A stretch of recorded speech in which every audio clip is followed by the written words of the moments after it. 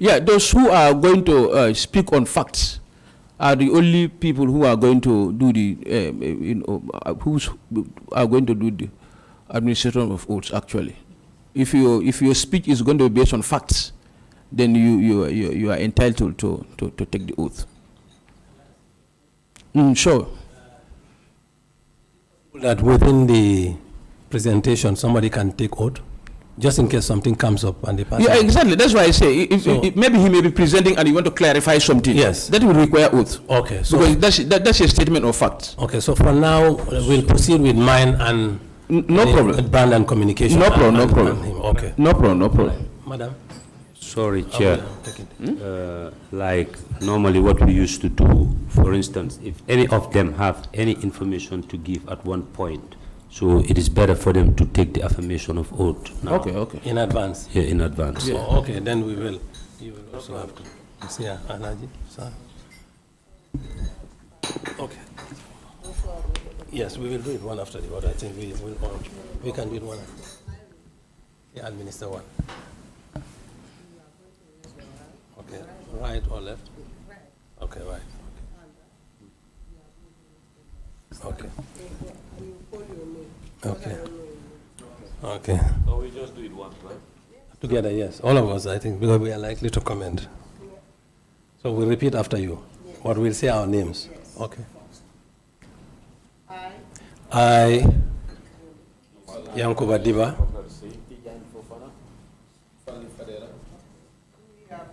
do hereby affirm that I'll speak the truth, the whole truth, nothing but the truth. So help me God. Thank you very much, Ma.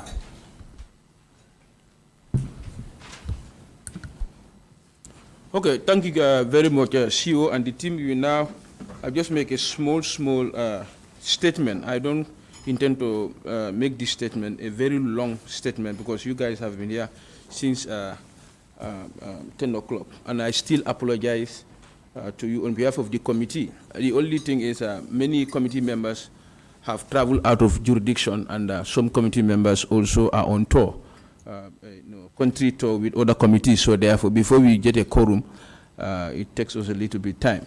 But notwithstanding the fact, we are very happy that the Gambia OIC Secretariat appeared before us today. And just to remind each one of you, oversight is not a witch hunt.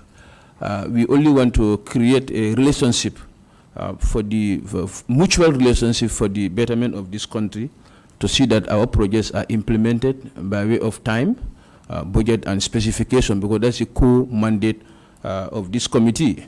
It's not a witch hunt. We only want to create a mutual relationship so that our projects are delivered on time, specification, and within the budget as well.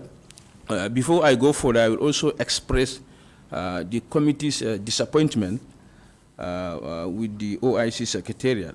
I think this is the last letter you guys received on the which day was that?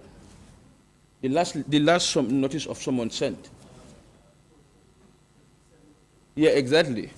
It was on the 27th, and that letter was sent for the fact that we summoned you people, I think 2-3 times, and you did not appear.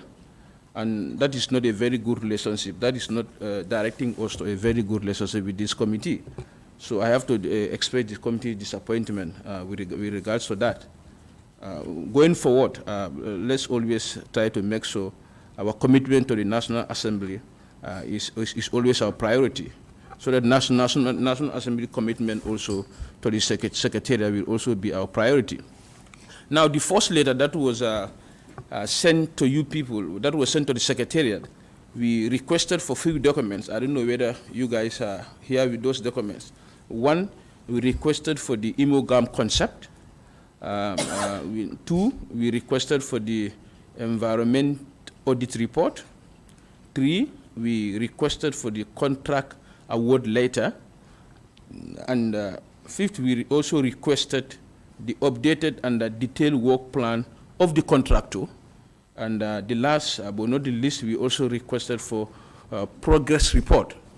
Because when we are implementing projects, before we will say a project has achieved a specific percentage, what we need first is the updated detailed work program of the contractor. By way of that, we will be able to know how much percentage has been achieved and how much percentage has not been achieved. So this percentage achievement should be in the progress report. That is why the committee deemed it necessary to also request for the progress report. We are very concerned about that, the work program of the contractor, because when you sign a contract, the first thing that the contractor and the consultant should submit to you as client will be a work program, so that we can measure their progress. We can also measure the achievement. By way of that, everything should be in the progress report. Now, this session is more on the OIC hotel. I'm sure the secretary might be very generous to want to report on other projects, but this session, today is Juma and we might rose for Juma prayer. This session specifically is about the hotel project, but notwithstanding the fact, if the secretary is still want to be very generous to give us the progress report of other projects under them, is very welcoming. We have visited the hotel at the place.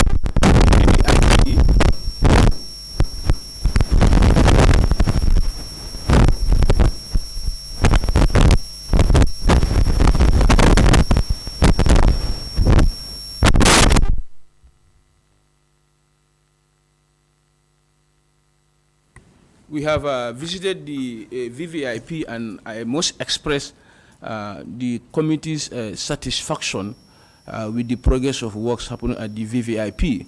This satisfaction by way of quality, by way of time, and also within the budget.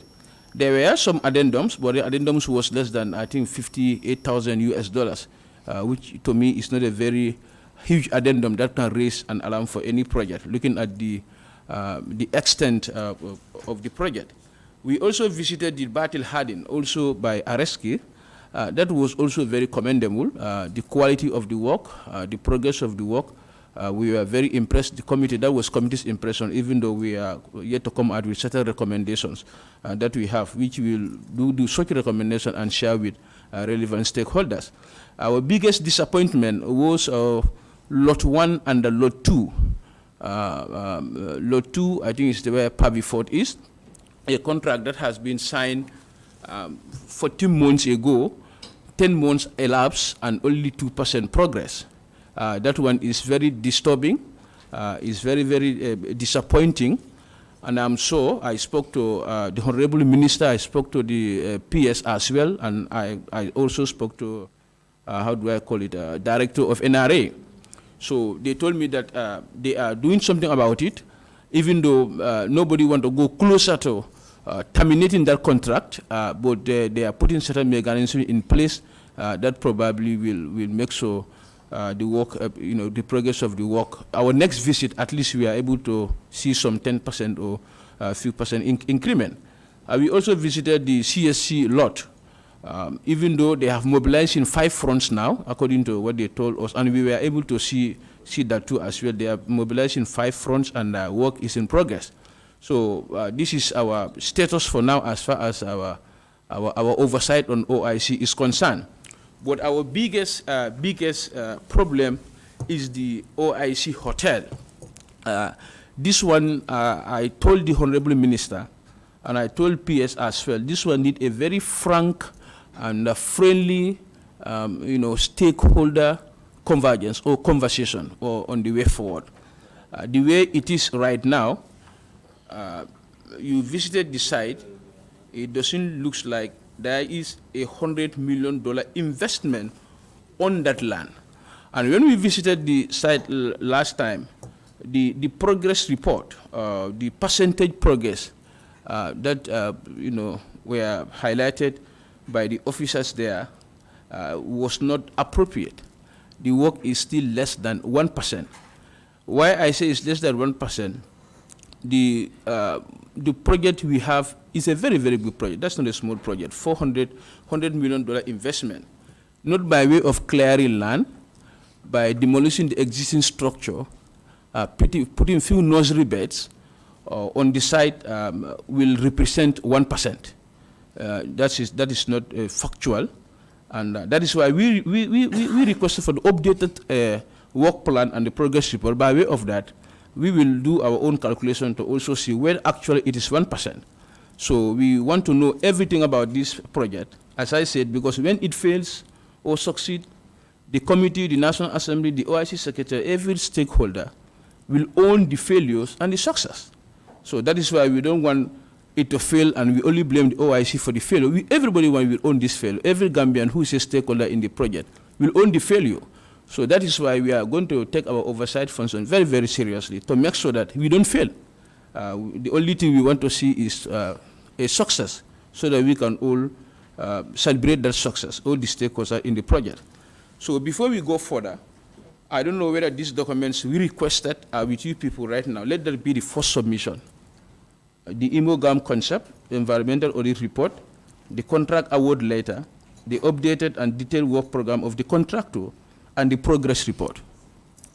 Either you will submit in hard copy or in soft copy, that is your choice. Well, this was the first request the committee made, wrote to the Secretary on the 27th of October, 2022.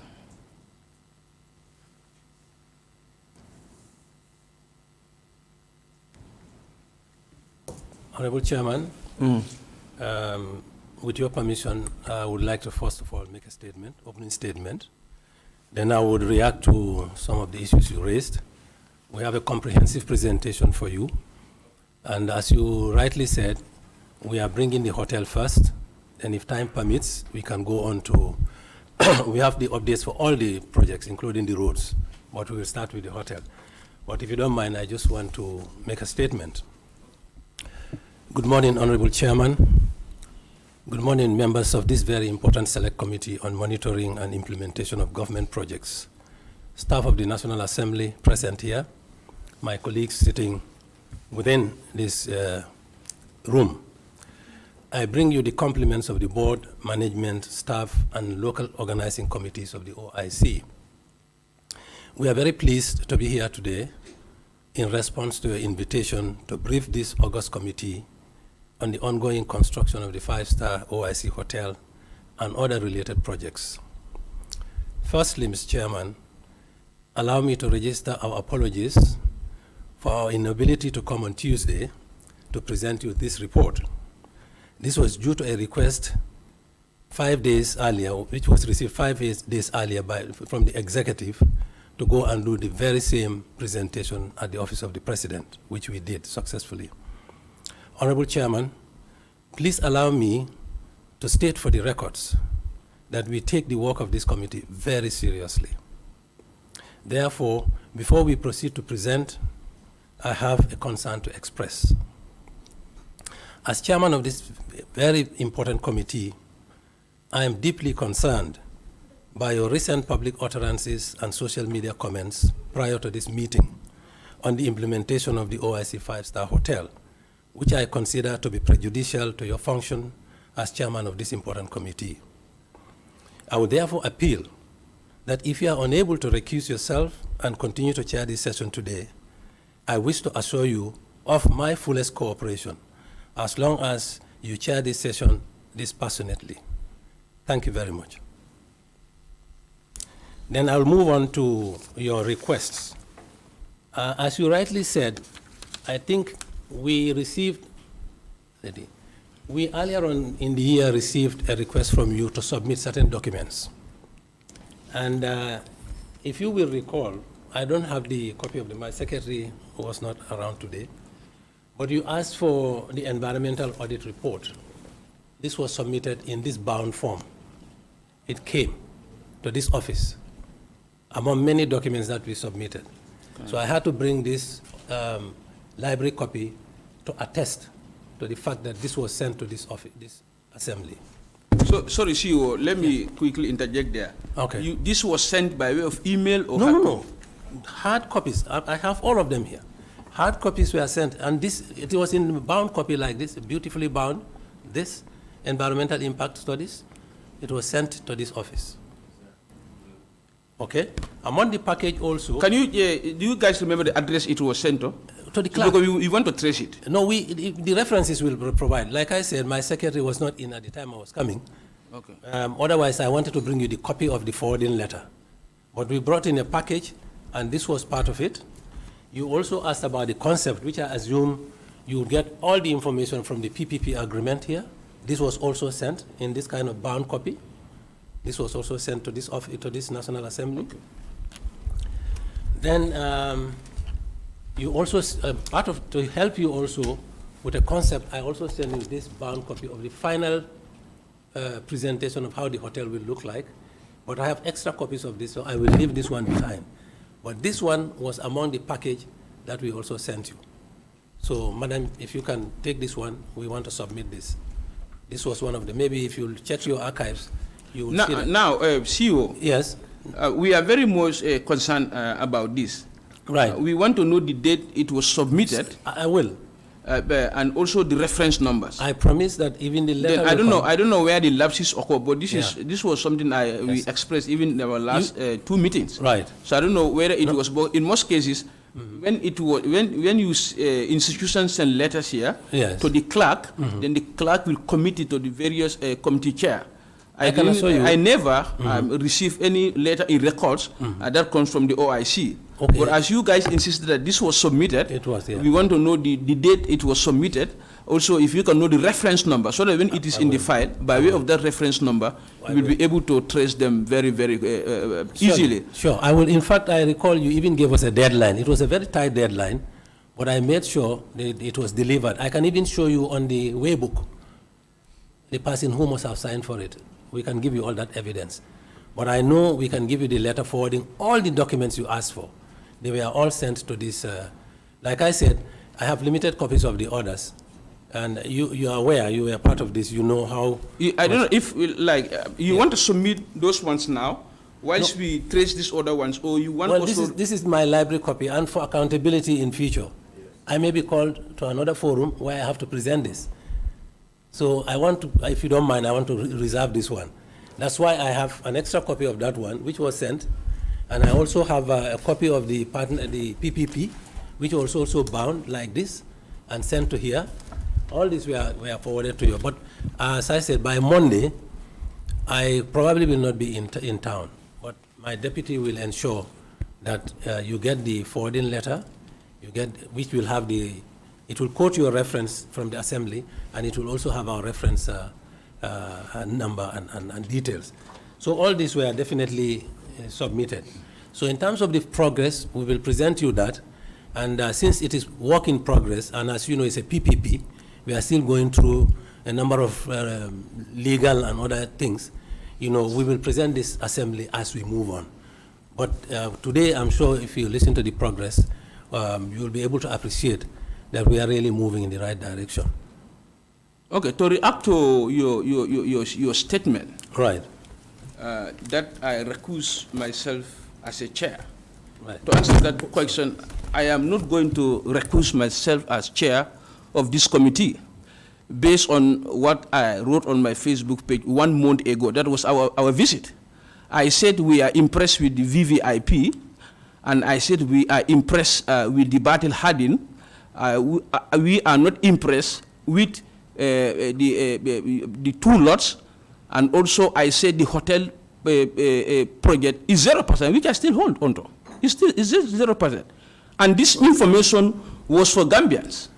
This information was for Gambians, so I don't see anything that is prejudicial to my work. No. So to answer the question, I am not going to recuse myself as chair of this committee today, tomorrow, and in the future, please. Thank you very much, Honorable. If the social media is unfounded, or it's a story that is unfounded story, then I can consider. But as of now. Okay, thank you. Mr. Fadel, can you do your presentation? Can you come down? Yeah, can you come down?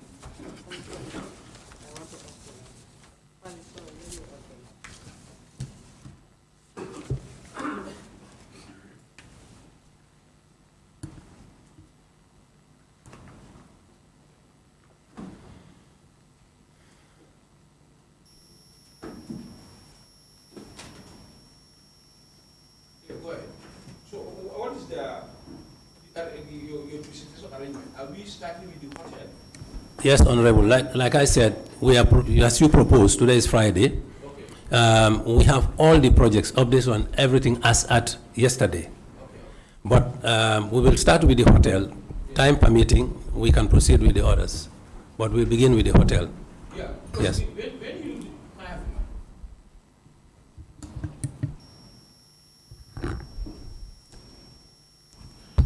when you do the presentation on the hotel, probably honorable members will have a lot of questions about the hotel. And I said we are time constrained today. Today is Friday. Traditionally, we always invite the OIC, Ministry of Works, NRA, and other stakeholders when we are doing presentation on other projects. So if you don't mind, we are going to limit today's session on only the hotel project, so that we get everything about this hotel project. Why we do this? Because we realize that other stakeholders, the Ministry of Works, and other stakeholders are not part of this hotel implementation. And the committee will have a recommendation with regards to the implementation of this hotel. Yeah. So this is why, if at all, Ministry of Works is part and parcel of this hotel implementation, not to be part of coordinating or steering committees, then we are going to invite their technician to do the presentation. But for the fact that OIC is holding onto this hotel project and no other stakeholders, that this is why you are doing the presentation. So today we will limit the presentation to only the hotel, whilst when we call the Ministry of Works and other institutions, we can have detailed presentation on all other projects. I think that's clear. Thank you very much, Honorable. But Okay. can I please correct that? I Okay. think that's an alternative fact. Okay. OIC is not holding on to any. Okay, we will hear from the presentation. Our role is mainly coordinating, but the nature of this project, you know, it's a PPP. Okay, okay. And it's still work in progress. We are still trying to No, after the presentation, we will get all the the facts. relevant ministries, including Mr. CEO? justice, they are all involved. I know. No, I just want to correct that to National Assembly members. No, we will listen to the Yes. presentation and we have Thank our you. questions. Thank you very much. You're welcome. Thank you. Thank you very much, Mr. CEO. Good morning, Chairperson. Good morning, honorable members. My name is Mfalli Fadera. I am the head of brand and communications for the Gambia OIC Secretariat. And my task this morning is to take you through the OIC 5-star hotel project. As my CEO rightly said, we prepared a detailed presentation looking at every aspect of all our projects, but we also thought to start with this. We preempted this given the limited time that we have. So my presentation basically, as guided by the chair, will be limited to the 5-star hotel project. And my presentation is going to be in two parts. Part one generally will look at the OIC as a body, the organogram, our mandate, basic information, and then part two will look at the hotel itself, the project itself, the project implementation, the progress report, etc., etc. So bear with me. This is not my laptop, so I'm kind of struggling to have a grip on it. Just one bit.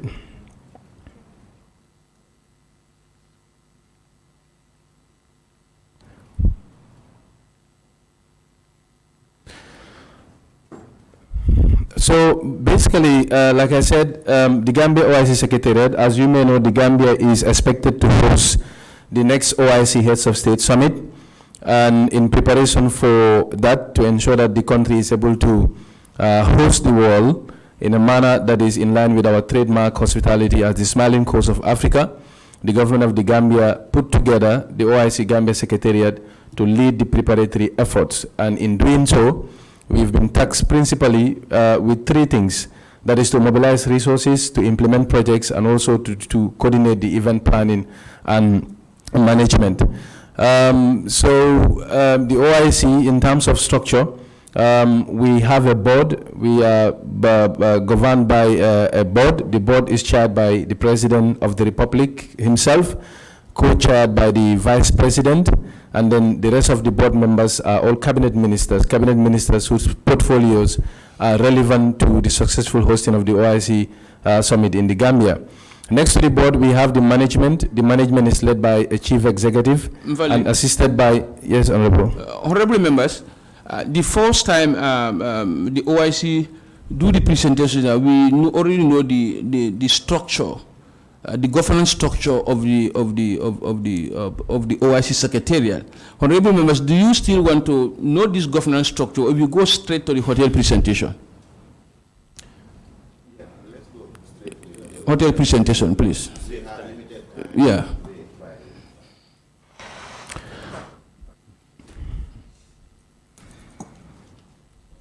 Whose laptop is that? Can the individual help? It's your colleague, the clerk, but it's okay.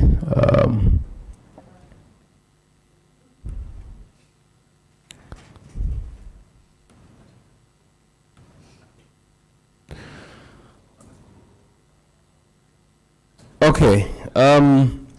So this is here we are. This is the presentation on Battle Hardened.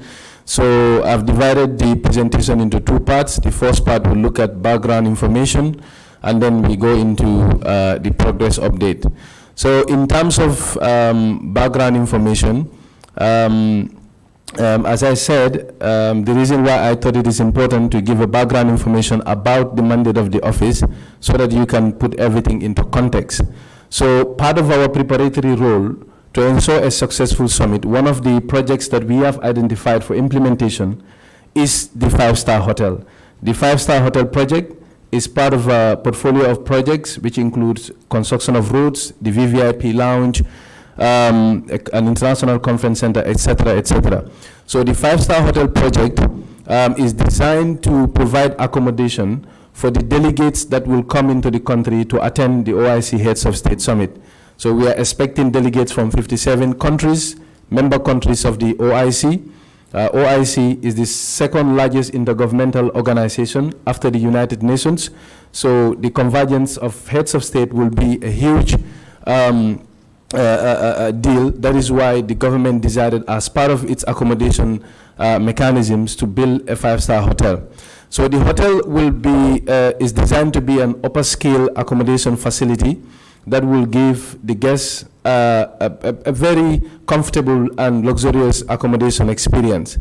So the 5-star hotel, as you will know later, will be part of the Radisson Blu International franchise. Radisson Blu is a hotel franchise known globally for providing luxurious services around the world. So based on the agreement that we have between the investor and the government, the expectation is that the 5-star hotel that will be constructed will be part of the Radisson Blu franchise.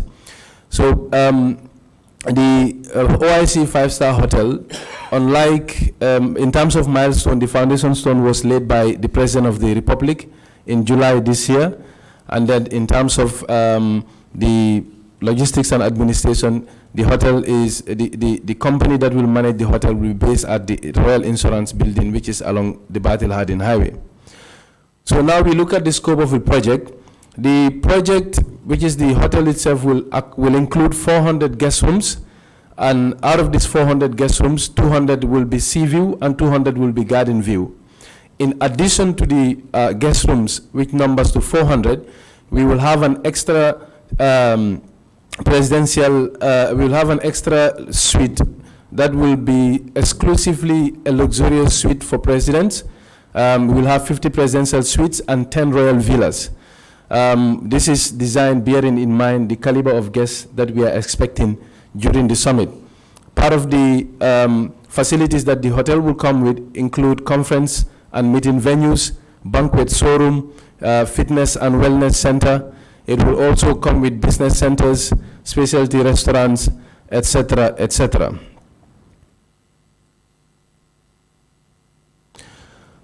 So the Radisson Blu Hotel,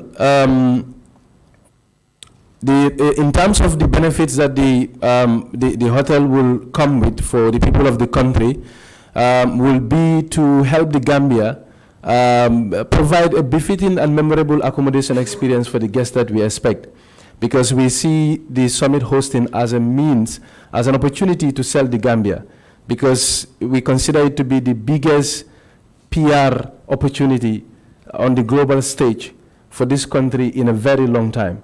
So that being the case, we want to make sure we put our best foot forward in order to provide accommodation, hospitality for the guests that we expect.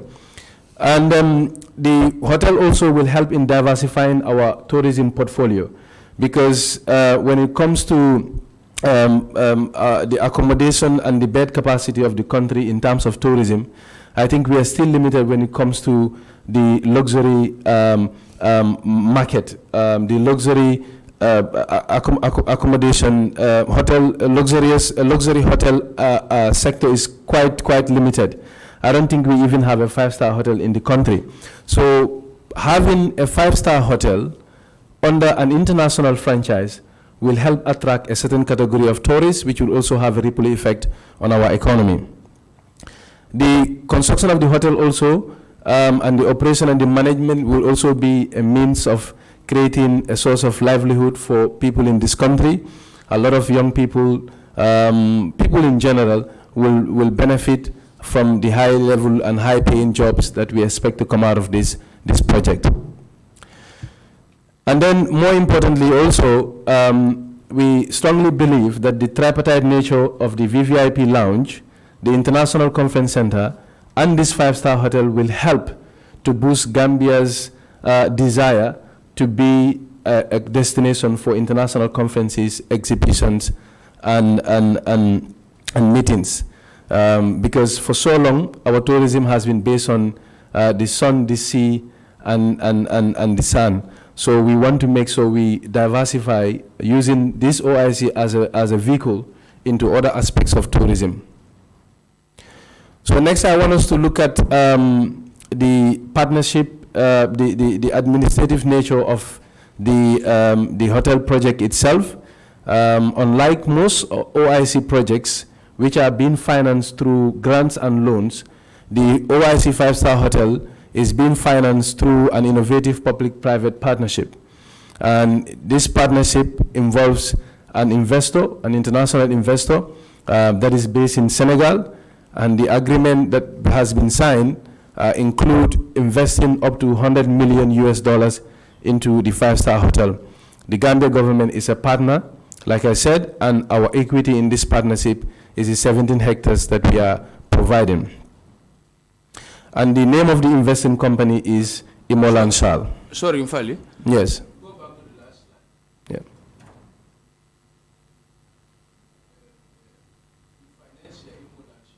Yeah. Yes. Yes. Yes.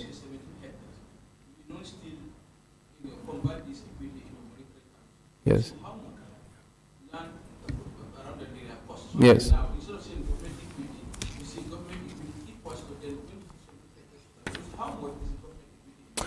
Yes, evaluation exercise. Okay, my CEO wants to come in. Can I come in, please? Yes.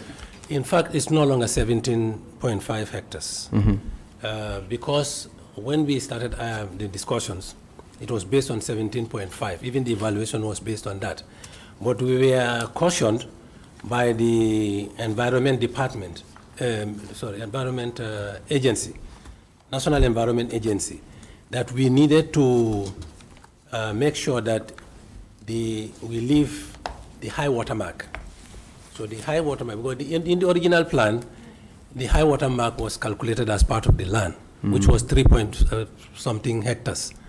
So when the lease was prepared, the Lands Office said, they insisted that cannot be part of the lease. Because if we do that, we will contravene. At the time, you know, you were a part of it. It went, the previous government, Jammeh's government, actually increased it up to the high water mark. If you go right now, you even see another fence inside there. So when we finalized, the Lands Office and the Environment Agency. Yes. No, wait. It's 14. I'm saying it's no longer 17. Okay. But I have a valuation here. Okay. But it was based on the 17 hectares. I'm trying to clarify. You can have this copy. And the value of the money, because I'm trying to explain the equity in this. But whatever it is in terms of money, it is just symbolic. Gambia government is not investing a dime in terms of cash. But we insisted that we needed to know the value of the land at the time. So this valuation, which I will leave with you, was based on 17 hectares. But the lease that was approved recently is 14 hectares. Yes. Because the environment insisted we need to cut off Other hotels have not obeyed it, and now you see the impact. Maybe next time when you go on, yeah? High water. No, the high water mark by environment agency should be 800 meters from the high water mark. Nothing should be built. There should only be temporary, like beach bars and so on. So in the original, when we applied for the lease, or when we were negotiating with the concessionaire, the land was 17 hectares. But Lands Office now has cut off 3 point something so that we are in compliance with the Environment Agency's recommendation. So now, please, in whatever document we quote, it should be 14.35, I think. So I will leave you with this evaluation. This evaluation is 17.5, and it amounted to, it was done in May 2020, and it amounted to just a moment. It amounted to 895,896,500 dollars at the time. This was done by a multidisciplinary. So government, all agencies in government are involved in this. So I'll leave you with this valuation. Let's say, madam. But it is not. It is not true as a date because this is based on 17.5. But it will give you an idea. Okay, thank you very much, CEO, for that wonderful, for that correct intervention. Now, I just want to remind the Gambia OIC Secretariat, the government of the Gambia and the Gambian people are relying on the OIC Secretariat as far as this hotel project is concerned. When informations go information contradict each other, it is very disturbing because this is the second contradiction I realized within a period of 1 month. The first day we went to the hotel, when I asked the contractor, what is your contractual duration? He said 14 months. Mufali quickly interjected and said, no, 24 months. Now, if you are invited to the National Assembly to come and give us the factual presentation of the status of the hotel, the presenter says 17 hectares, and you interject and say 14 hectares. I think let's put the record straight, because as I say, Gambians, government, the taxpayers are relying on the Gambia OIC project, Gambia OIC Secretary for this project.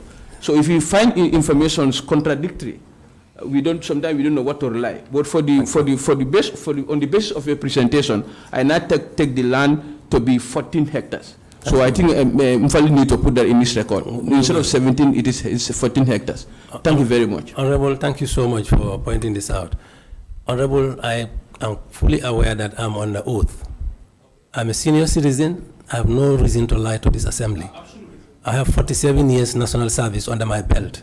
So I'm giving you the latest as the CEO. Exactly. And that's why I say I trust your presentation. Yes. That's why I said thank you what very you much. said is what the assembly is going to rely on. Absolutely, yes. Absolutely. And the duration, let me just also quickly react to that.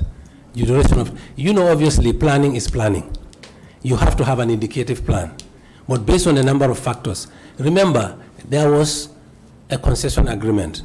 There were conditions that Gambia government was supposed to meet.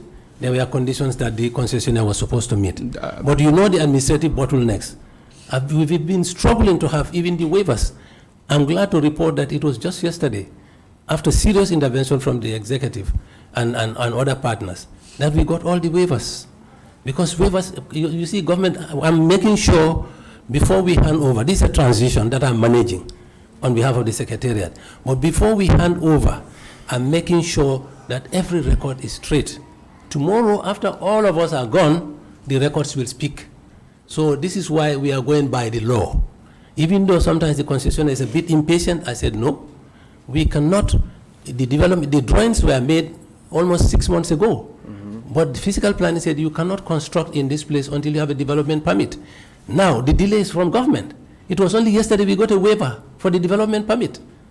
The letter is even yet to reach me. It's Monday. I'm going to receive that. So you see, you want to blame the concessionaire for not building, but he cannot proceed because the law says you cannot dig a hole here if you do not have a development permit.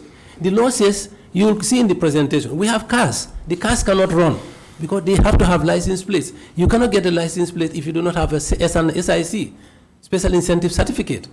You cannot do anything with the lease if you do not have stamp duty. These are all waivers that you have to go through. I don't have control over government offices. I use my good offices. I use people who know who people, and then we make sure things move. And I'm sure as we go along, I'll explain all this into you. You'll know the constraints that we are having. Yeah, we also have questions and Yeah, it will sure, be sure. Thank you. interactive. Thank you very much. You don't. Thank you very much, CEO. Since I was mentioned by the honorable member, I just want to say this is not incorrect information. As CEO said, these projects evolve daily, on a daily basis. And this update regarding the hectareage of the land itself came as late as yesterday. I am not even privy. So we will endeavor to give as much accurate information as possible. That is why we have a team here. If I omit anything, CEO will definitely come in. But definitely we are not trying to mislead anybody or any committee. So to continue with my presentation, in terms of the farms and the contractors that are involved in the project, the design company, the company that has done the design, as CEO said, the design is completed almost 6 months ago. The company that did that, the architectural design, is a South African company. They came to the country. It's called Novo Company. Novocom. So they've actually been to the Gambia at the beginning of the signing of the contract. And then the construction team is a Turkish company. They've also sent their construction engineers. High-tech. As we speak to you, They are called high-tech. High-tech. As we speak to you, we have a team of, I think, about 5 to 7 construction engineers from Turkey on the ground supervising the preliminary works as we speak. So a landscaping team is also on the ground from Ghana. Since the foundation stone laying, they've been busy doing the landscaping and also preserving some of the vital vegetation that we have on site to make sure once the landscaping is done, so that we can keep the natural environment intact as much as possible. We are trying to put that into account. So, Sorry, Honorable, I also want to comment on that. According to the environmental impact assessment, there's a digital map of all the trees in that compound. And then we are required by law to make sure certain species of trees are preserved. yes. So this is why we have a professional landscaping team from Ghana who have a digital map, and certain trees have to be preserved. When the pavements and everything are done, they are going to be replanted, to give the place its natural look. Yeah. Thank you. Thank you very much for that intervention, CEO. So in terms of graphic representation, this is how the hotel will look like. These are 3D images. This is an aerial view. And then I also have more. Honorable Chair, it is also gratifying to note, or for you to know, that another delay was the original designs were done based on the 17 hectares. But when the Environment Agency intervened, they said the buildings cannot come on the watermark. Well, the designers were not happy, and they charged extra the concessionaire. So it was like, the concessionaire was saying, how can you do this? Gambia government gave us this. How can you come last minute? We want to start the building. You are now telling us you cannot build here. We said, well, we brought the parts of the law and everything and said, this is the law. You cannot build there. So the designers have to go back and redesign based on that new allocation. So that also delayed the project a bit. Yeah. Thank you very much, CEO. So after the graphic representation, I want to also highlight the procurement process that led to the awarding of the contract to Imolan Sal. So it was an open tender process where several companies, both domestic and international, participated, and the procurement process was overseen by a participatory intergovernmental committee. And then after all the necessary due diligence and all the criteria were followed to the letter, Imolan Sal emerged to be the most responsive bidder. That is why we find ourselves here today. And for the information of this committee, has the GPPA approval for that? Yes. After the process, GPPA gave approval to that evaluation process. Procurement process, okay. We will provide you this. Yes. In fact, I think I can even leave this behind. This is a copy. Thank you. So I will not waste much time on the issue of the land, since CEO has extensively deliberated on that. As you could see, as recent as yesterday in the afternoon, when this presentation was being put together, the issue of the waivers and the leases were not complete. But it is gratifying that CEO has updated to say to confirm receipt of all these permits and the leases from the relevant government agencies. So I will definitely move and look at the other part of the presentation, which is regarding the progress of work on site. In fact, before you continue, Yes. this duty waiver we are talking about, the committee's last interaction with the Minister of Finance, in fact, we told them to submit us the total amount of money that this duty waiver is costing the government of the Gambia yearly. So understand? So in this project, duty waiver is also a commitment, because if it is not this project, the contractor is going to pay. Is going to pay for the duties at the ports, right? Yes. So now, going forward now, I think duty waiving or duty waivers should be part and parcel of Gambia government's commitment. Yes. When we told the Minister of Finance to give us a cost of this duty waiver for every individual project that the government of the Gambia is executing. Because at one point there are certain projects that doesn't need duty waiver, but they go through the legitimate process and achieve duty waiver and cost us a lot of money, or we lose a lot of money. So we told the Minister of Finance to give us the cost of duty waiver for every individual project that the government of the Gambia has approved. Thank you very much. Okay, Honorable, can I comment on that? Yeah. Like you rightly said, this project should be a non-tax-paying project.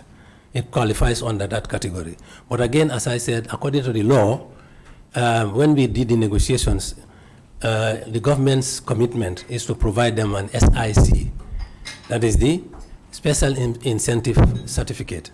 Fortunately, Special Investment Incentive Certificate.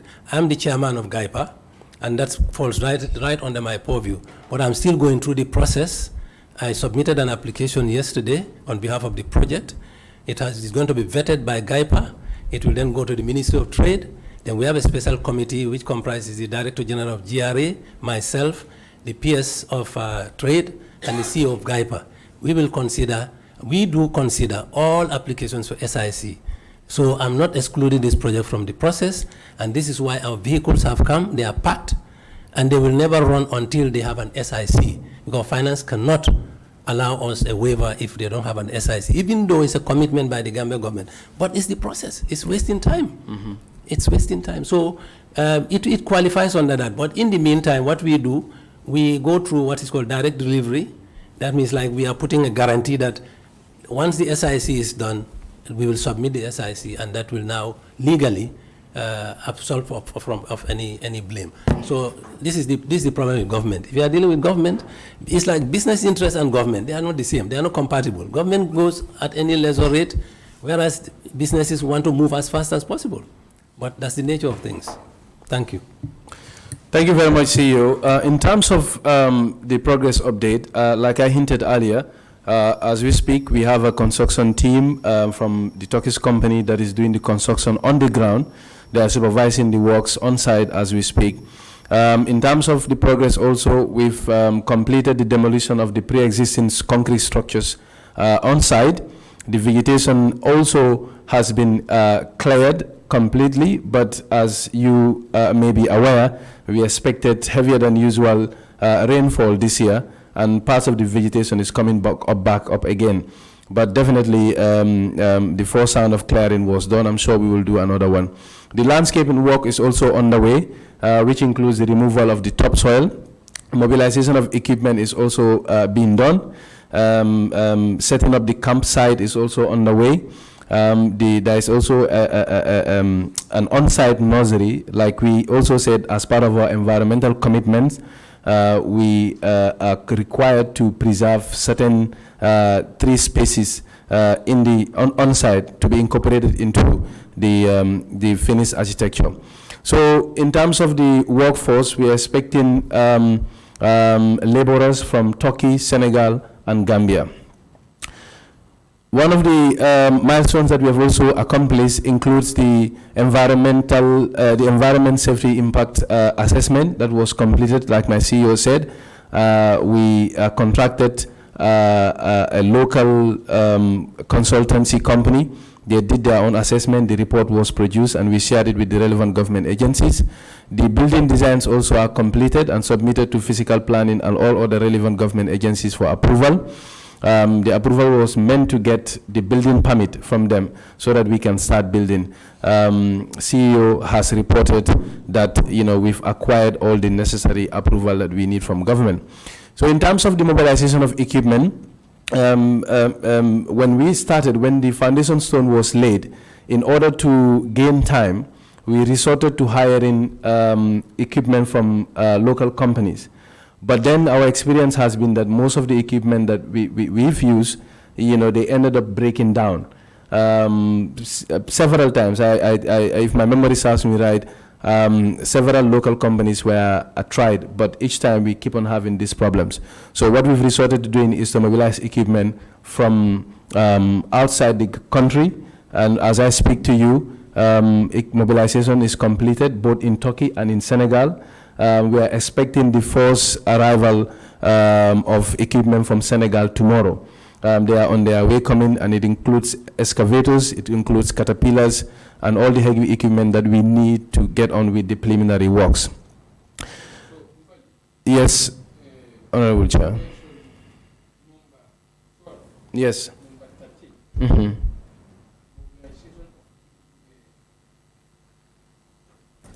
Mobilization of equipment is done and awaiting shipment from Turkey. This equipment that we are mobilizing in Turkey is what we are going to see in convoy of equipment coming from Senegal. No, like I said, just now, there are two sets of mobilization happening at the same time. The idea is that when the foundation stone was laid, we wanted to get ahead with the preliminary works. And these preliminary works include the earthworks, the removal of the topsoil, and all those preliminary works that we need to do. So we relied on Gambian capacity, but we ended up realizing that we could not, because the equipment would break down, frequently. So that is why the Senegal, the mobilization of equipment is being done on two fronts. One in Senegal, one in Turkey. So the one in Senegal is what we expect tomorrow, and then there will be another shipment from Turkey. Honorable, we suffered a lot before the rains, or even during the rains. Yes. Because all OIC projects we have a principle, and I think you are aware of that we need to develop local capacity. And this is why all our road building projects and other projects, we insist that you must have a joint venture with a local company. And I think all the road projects, including the VVIP and so on, that's the way we structure them. But it's unfortunate. And I think I can quote a number of projects that suffer. For instance, labor is a problem. I remember when we wanted to develop the Gaipa business park at the airport, TAF used to go across the border to get labor, just labor, or across to Sierra Leone, Nigeria. So it's the same thing. We wanted to give Gambians a chance.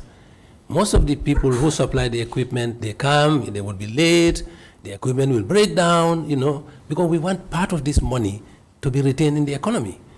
That's one thing. Another thing is you want to employ young locals, they will not. This is why we are bringing 387 Turkish engineers and workmen, plus 179 workers from Senegal. And I can imagine we may even end up going to Casamance and other places in the sub-region, Mali, because Gambians don't want to work. Gambian young people don't want to work. No, Gambians are not engaged. Sorry? No, they are. We are, honestly. We are doing everything. Look, you see, I'll give you an example. That TAF project at the airport, we even said it's only communities around Yundum, Busumbala, and whatever should be employed. They will come, they work 1 day, 2 days, they collect their wages, they are gone. They will never come back. That's the truth. How much do they pay them?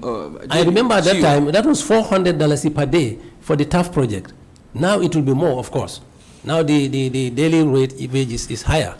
But this is just an example. So the project suffered, as you can see the clearing process there. We even created, you see the quarry on at Jabang? We even wanted machine, because when they evacuate, that's where we dump. According to any contractor now, Gambia government requires that when you excavate, you go and dump in these old quarries to reclaim them. So we started doing that. But every so often, their machines were breaking down. So now, for the 2 months that before the machines arrived from Turkey, we insisted that these concessionaires should get good machines across the border. So a convoy is arriving tomorrow with heavy equipment to start work before the ship from Turkey arrives. What time, CEO, is this convoy arriving, so that we can all be a witness to the arrival of convoy of equipment? Tomorrow. They arrive tomorrow? Yeah, no, in fact, by next week, if you visit the place, you will find work being done. Okay. I'm in touch with the GRA, and they are the ones who advise that they should arrive tomorrow, Saturday. Okay. Because you see, again, by land, because again, what's happening is, they are saying, under the Gambian law, this will be considered as re-importation. So this is why, I'm soliciting the assistance of Commissioner Mbai, who is very helpful. He said, okay, I am traveling, but I'll be back on Friday. Let the convoy arrive Saturday so I can facilitate. Because we even brought some container offices for this project site, and they were held at Farafenni for 2 days. They will not be released. It was Commissioner Mbai who assisted to deliver this. So these are some of the realities on the ground. Okay. When you also mentioned 387 talks, Yes. 175 Senegalese expected to be skilled workers, either skilled or unskilled workers. Mixed. Yeah. So therefore, looking at these figures, this hotel project is not going to attract skilled workers of more than 500 skilled workers. Others probably be laborers. You mean in the Gambia? 378 plus 179.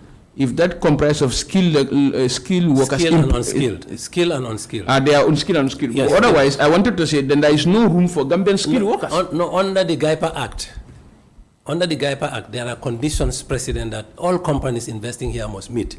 And that is, you must have a local workforce, and you must have a certain percentage of your workforce to be skilled workers. And there is also the condition that you should transfer knowledge and skills. No, that particular section is section 50 of the GAIPA. I remember that act very well. Okay. I don't think that act specifies skill and unskilled. So my fear is the percentages may not be there, but exactly. It's a requirement. But it's okay. Now, hence you said this 378 and 179 are both skilled and unskilled. Well, my fear is, as I said, if this is all skilled workers, then therefore there is no room for Gambian skilled workers for this project. No. So let's wait and see. Well, let's have this. Honorable, Yes. Capacity is a problem here. We've even been trying under the OIC to encourage Gambian companies to come together, form joint ventures, so that all these contracts don't go to outsiders. But the reality on the ground is its capacity is not there. We are even struggling. If up to now, you see this roads project, up to now we are substituting skilled whatever. You don't find them. How many environmentalists do you have in the Gambia? I can count them on my finger. Apart from Miss, you studied environmental engineering. How many environmental engineers are here? You cannot have even more than 4 or 5. So these are the realities on the ground.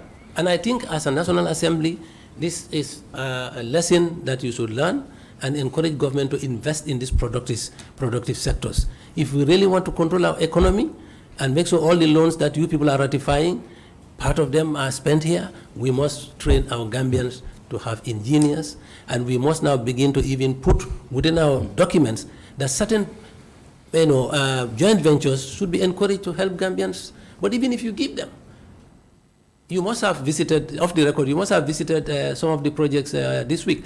The Farah to Jambur. Go and look at that. It's an example of a local project. It's failed. So if you want quality job, we have planned for this local this thing. Yeah, okay. This local company. How will government enhance local companies? We have planned for this. Because as you said, we were informed during our this 2-week tour. Okay. We'll have some recommendation for that. Yes, Mr. Fadel, you can go ahead. Thank you very much, Honorable Chair and CEO, for that wonderful intervention. Honorable committee members, on the screen, pictures of the clearing that was done some time ago. As you can see, these are heaps of topsoil, and then this is the nursery. This is a picture of the nursery. These are some of the 3 species that we are trying to preserve and they will be replanted back once we have the landscape done. So in terms of the logistical aspect of our progress update, I would like to report that we are in receipt of 5 vehicles earmarked for the project. 4 vehicles actually. There's supposed to be 5 in total, but only 4 have been successfully shipped. We are expecting the bigger bus, which is the coaster. So right now at the office, we have about 2 pickups, 1 minivan, and 1 SUV, which are earmarked for the project. This is a picture of the project, the vehicles parked at our offices at the Sadawda Kairaba Jawara International Conference Center. Okay, Mfali, before you go further. Yes. Okay, these vehicles are going to be used by the project. Yes. Or they are going to be used by the Gambia OIC Secretary as facilitator of this project. No. No, Can I come in, okay. please? Honorable members, I guess you know what even IMOGAM is. It's a special purpose vehicle. He talked about Imolan Sal, Gambia government. So by law, that land cannot be given to private people. It must be given to government or government plus private. So when government and private came together, it is Imolan Sal and Gambia government. So a new company is registered, and that company is called IMOGAM, which is jointly owned by Gambia government and the concessionaire. So the lease is not in the name of Imolan, it's not in the name of Gambia OIC Secretariat or Ministry of Works or Finance. It's in the joint name of IMOGAM. So the contracts were signed based on that. Mr. Honorable Chairman, in our earlier submission, I even sent you the registration certificates of the company and everything. All those have been included in our earlier submission. So IMOGAM, these cars will be labeled IMOGAM. They are not for the Secretariat's use. They are for that joint company, that will be in charge of this project. Yes. And then it will include the engineers who will now be working, the workers and so on and so forth. So I wish this would be for our Secretariat because we need vehicles. And we want you to advocate for us. Thank you, CEO. So as I indicated, this is the IMOGAM fleet. We are just keeping it for them until the required documentation is done, and then it will be given to the relevant office. So in terms of financial expenditure so far, this is a breakdown. The demolition of the concrete structures that I mentioned earlier, $1.8 million was expended there. In terms of the clearing and the scrubbing of the vegetation, 124,150 US dollars was spent on that. And in terms of the mobilization of the equipment, which is being done in Turkey and Senegal, amounted to in Turkey alone. In Turkey alone amounted to 4.3 million US dollars.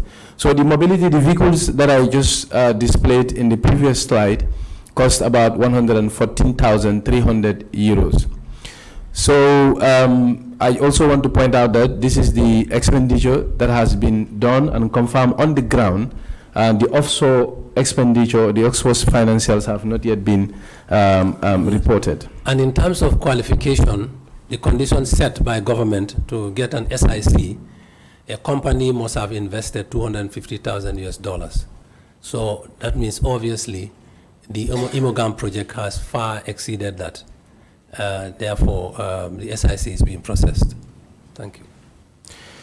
Thank you, CEO. In terms of the challenges, I highlighted earlier on that the rains definitely hampered the the earthworks on site. As you all know, Gambia experienced heavier than usual rainfall, and because of that, it affected the earthworks, and we had to wait until the rain simmered down to be able to continue. That also led to the breakdown that we experienced. Going forward, this rain, I made it clear to even the minister himself. When we sign a contract with contractors, let's not give them this understanding that rainy season is not part of their contract. We went to Hakalang, the same problem. North Bank, Lot 1 and 2, the same problem. KWS, the same problem. OASIRO, the same problem. When we sign contract with contractors and it is 12 months, you sign it in January.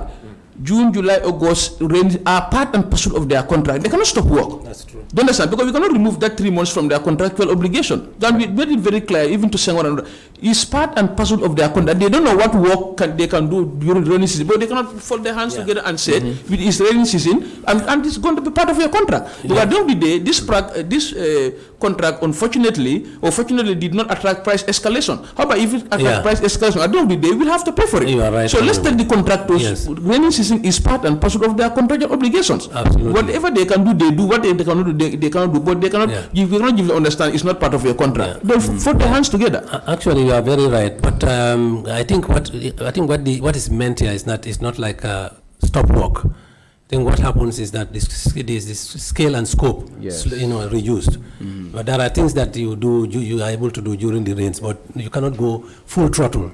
I think that's the problem. But you are right, Honorable. I think these are factors that we need to take into consideration. Because, And again, Chair, I think the CEO has rightly justified the delayance of progress at the site is due to mainly lack of documentation. You have said it here. So let's not use the rains as we were told on the site as a reason why there is no progress. Had it been we met you people on the ground, then we would have been more furnished with the situation on the ground. We wouldn't find ourselves in the situation where we found ourselves. I'm really sorry about that, Honorable. You know, when we received the letter, it gave us the latitude to spread ourselves, to divide ourselves. This was why we had a guest who was actually also very critical in terms of taking the passing round and discussions. So that's why we divided ourselves so that, the people who are very, very critical to the project could go ahead. I informed the Turkish team that the National Assembly members are coming, but I will be with the Saudi visitor. This was why you didn't. If not, I would have clarified a lot of these things. And again, my apologies when you also called. I was off sick. From May, I was not quite feeling well. And I spent part of September in Turkey on treatment. But my colleagues were here and then they were doing their best. So I just also want to really appeal to you. If you do not see my physical presence, it doesn't mean the office is not, because I am just an individual and we work as a team. So oftentimes some members of the team have to go on missions like myself. If I am on mission, life goes on. The office was ably represented when I was away. So please give us that consideration. If you don't see me, it's not a slight on my part to you, but it's just that, I have to be somewhere at that particular time. Thank you. Thank you very much. So like I was saying, one of the challenges that we face is the rainfall pattern this year. It hampered work, as CEO rightly pointed out there. The bureaucratic bottleneck was also a challenge. Acquiring the right approval, the permits, etc., also affected the pace of the project. And that also filters down to the issue of the land as well. So because we cannot, up to this point, continue with the building if we do not have the necessary permits from the relevant government agencies. So we experience a bit of delay acquiring these permits and approvals and waivers. But thankfully, that seems to be behind us now. And inshallah, we've also gotten commitment, I would like to say, from the contractors and the investor that they will do whatever they can to fast track the implementation so that we can cover enough grounds to be able to achieve our desired goals. So with that, I come to the end of this presentation and thank you very much for your kind attention. So if you have any questions, I am here, my CEO is here, the project team, the rest of the management is also here to come in. Thank you very much. Thank you very much, Mr. Fadera, for your presentation. Honorable members, this brings us to the end of the OIC Hotel presentation. I'm sure all of you have paid attention to all the details and explanations by the presenter and by the CEO as he, always intervene to make a certain clarification. Now, okay. Thank you very much. So now this will take me back to the documents we requested. The IMOGAM concept you said was submitted to the National Assembly, and we are going to track that submission. You also said the environment audit report was submitted. We are also going to track that submission. I'm sure the contract award letter should also be within the IMOGAM concept, or we are going to find it separately. We are going to find it separately. Can I respond to that? Yes, yes. I just want to correct a bit here. Okay. You know the concept of the hotel, even when you were with us. We just had a... And one thing goes, going forward, CEO. Yes. I don't want you people to be say, I know. Okay, no, yeah, you are right. In the full disclosure of facts, Yes. I have a deleted memory about whatever that happened in OIC. No, thank you. Go to my my computer, nothing about OIC. Thank you very much. So therefore, I don't want you people to be coming here and be saying, I know. No, I don't know. Okay. Going forward. No, we respect that, Okay, and we take note of that. Okay, and thank I you think very that's the way forward. That's how it should be. Okay, okay. Thank you very much. What I want to say to you, including you, honorable members, is that a concept begins with discussions. We just wanted a hotel. And at the secretariat, we are saying we need, how many guests would come, blah, blah, blah. That's what we put together, in the form of a concept to look for funding. But then that concept keeps changing depending on the institutional arrangement, the funding arrangements, and so many other factors. So this is why I'm saying, if you look at the PPP agreement, it's an all-embracing document which will provide you all that information. So it's coming as an integrated report which will provide you that information. And I also said you have on the environmental audit report, okay, which I also submitted, and I think other things relevant like the company registration and so on. But what I want to point out, Honorable, if you look at the details of what is required, we cannot present you a contract award letter because this is a PPP. The concessionaire is making arrangements. Excuse me, no, I'm coming. There are certain things that will come. I will list you 6 major things that must be provided to the Gambia government or the committee or the structure that's going to manage this project. So at the moment now, if you ask me for a contract award, for instance, the mobilization thing in Turkey, I cannot provide you that now. But the concessionaire is incumbent to provide it. Let me tell you how many things, not exclusive though. At the end of the day, you will be provided with the following. Contracts in respect of the design. I told you the designs have been completed.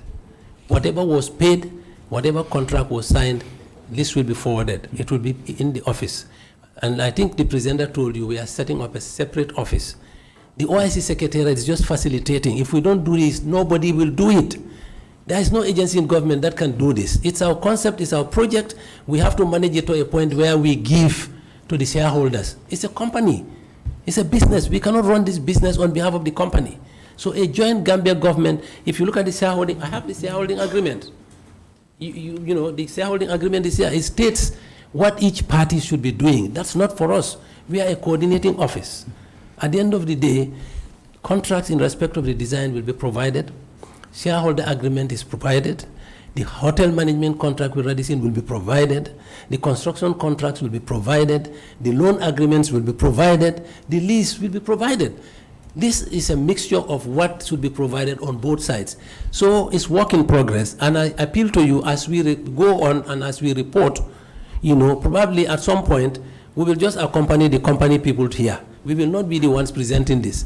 Once the Gambia government takes the due diligence aspect, this morning at 5 a.m. when I woke up to pray, the lawyers of this company from France and from Gambia are corresponding. They are talking about due diligence. So there are so many issues, specificities, I cannot share that now. I'm not a lawyer, but I follow and these are things I facilitate. But it gets to a point where the Secretariat says, here, we've done our job. Because we are not managing the roads, we are not managing the airport, we are not managing the water and electricity. We look for the funds. He mentioned the 3 core mandate that we have. Conceive the projects, look for the money, give it to the responsible agencies to implement. And you are there as coordinator and an oversight body.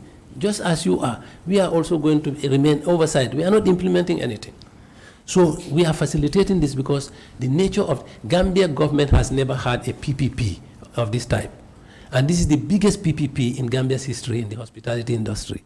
So, you know, as an office, we even struggle to find a model on which to base this agreement because Gambia doesn't have a model.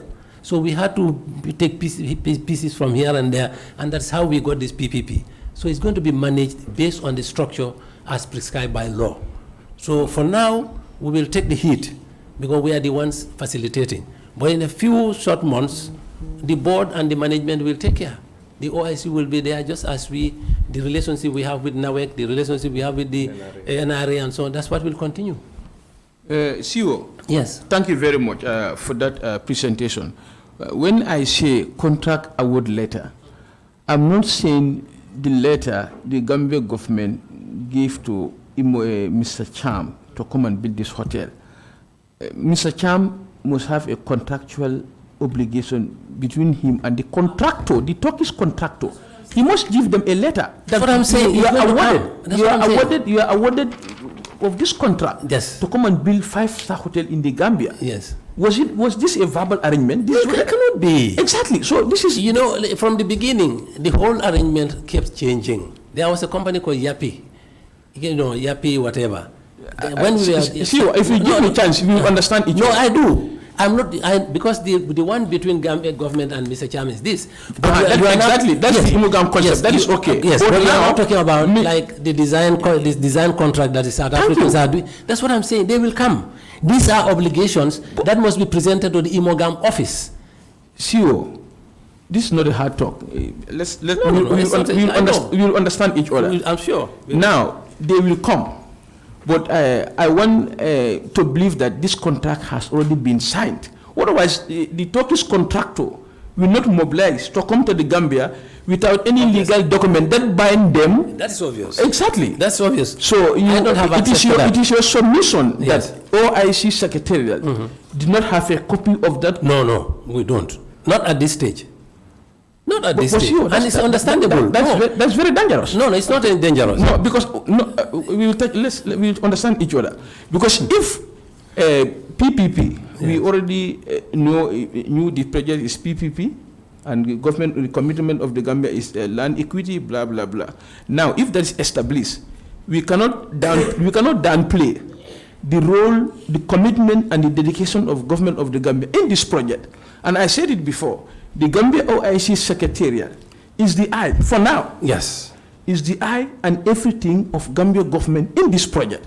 If the OIC Secretariat, through the CEO, is telling this government project monitoring and implementation of the National Assembly, yes, we don't have a copy No. of a letter. Yes. Do you understand? That is, the financier has committed a contractor from Turkey to come and work on the land here. No contractual letter. No letter to create a legal relationship between the financier, the Gambia government, and the contractor. Honorable, So the contractor, yes. Honorable Chairman, Yeah, I think you are going ahead of yourself.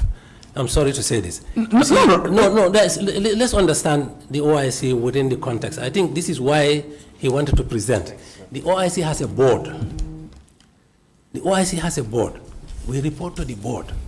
This Imogam is a different animal of its own. By law, it's a business.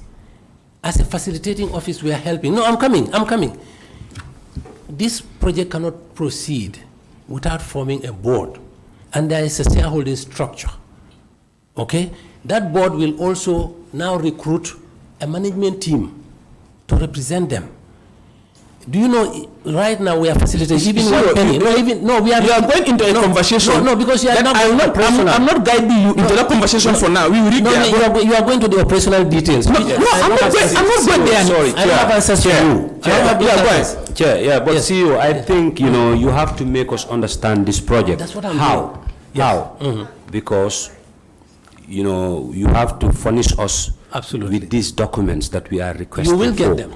For example, the PPP agreement. I We need to go through that Absolutely. so that we can know your role, your responsibility, and your obligation as a government. Absolutely. Because we are here representing the Gambia. Yes, You understand? you are right. That's why you are under our purview. That's why we have that is why Yes. you have been called here, so that we can engage in a dialogue. Let's not be Absolutely. confrontational No, here. we are not. That's why I said, in my statement, I said I will give the So full I didn't mean there are You some see? justifications No, you you know gave why? us here. No, you know why? I think the disconnect came when we visited the committee here. You gave us an ultimatum. I remember it was 48 hours to submit all these documents. We sent it. I am under the impression that these documents have been received and you may have an understanding of this project. But now, from the revelation here, Honorable Chairman is saying they have not received the documents. So you see the disconnect. And with that, I want some clarification. When did you send those No, documents? I will give you authentic. Was it in the beginning of the year or? No, when did we? Clarification. I don't say the National Assembly did not receive the documents. I said No, I'm not saying you it did is not committed to this committee, because when documents are received on it's an behalf of the internal committee, thing, yes. the attention of the chair is called to those documents. I cannot remember that at any point my attention was called to the documents sent from It the happens. OIC to be received by the Project Monitoring Committee. Let's make that very clear. That's It a might be received by the possibility. by the Yes. clerk sitting somewhere else. Maybe the clerk understand forgot to recommit it to the committee. I understand Let's put it that way. But now my point here is I want us to have a very clear understanding of this. The contract letter. I'm sure Mr. Cham might have invited few companies. Do you understand? To see which company he can reasonably work with. True or false? No, it's a matter of conjecture. I cannot say for certain. You cannot. I don't have that. So now you want to tell me that the board has approved it without seeing the contract document signed by Mr. Cham and this Turkish company. This is why I want us to be very clear on this. Honorable Chairman, what I want you to tell you, Uh-huh. if you read the PPP agreement, you read the shareholder agreement, you read the memorandum of understanding, you will know some of the rights and privileges arrogated or allocated under that to the financier. So now- no, I'm coming. Okay. I'm coming. There is nothing that can be hidden. So in the this. financier owns the company, Well, he owns 90% of the company. the construction yes. company. No. The concessionaire is Imolan Sal. Yes, He is the one who signed the contract with Gambia government. yes. Okay? Legally, the PPP agreement is there, but the shareholding agreement supersedes the PPP. So read them in conjunction. I sent them to you. Okay, if you receive them, if not, I will resend. No, what I'm telling you, this is work in progress. I can give you every document CEO. at the national level, but there are some documents yet to come. I cannot provide you that. I understand you very, very well. So I- It is work in the construction. Chair, sorry, I just want to observe you here. Okay. You know, what we have to do is we have to go through the PPP agreement. Okay? Maybe that is his commitment. The Honorable- financier. Honorable Chair, That's his commitment. Thank you for your. And for- the government's commitment. I want to is- establish Yeah. something basic here. If you go over the PPP agreement, do you understand? We are going to understand the project structure and commitment of the shareholders in the project.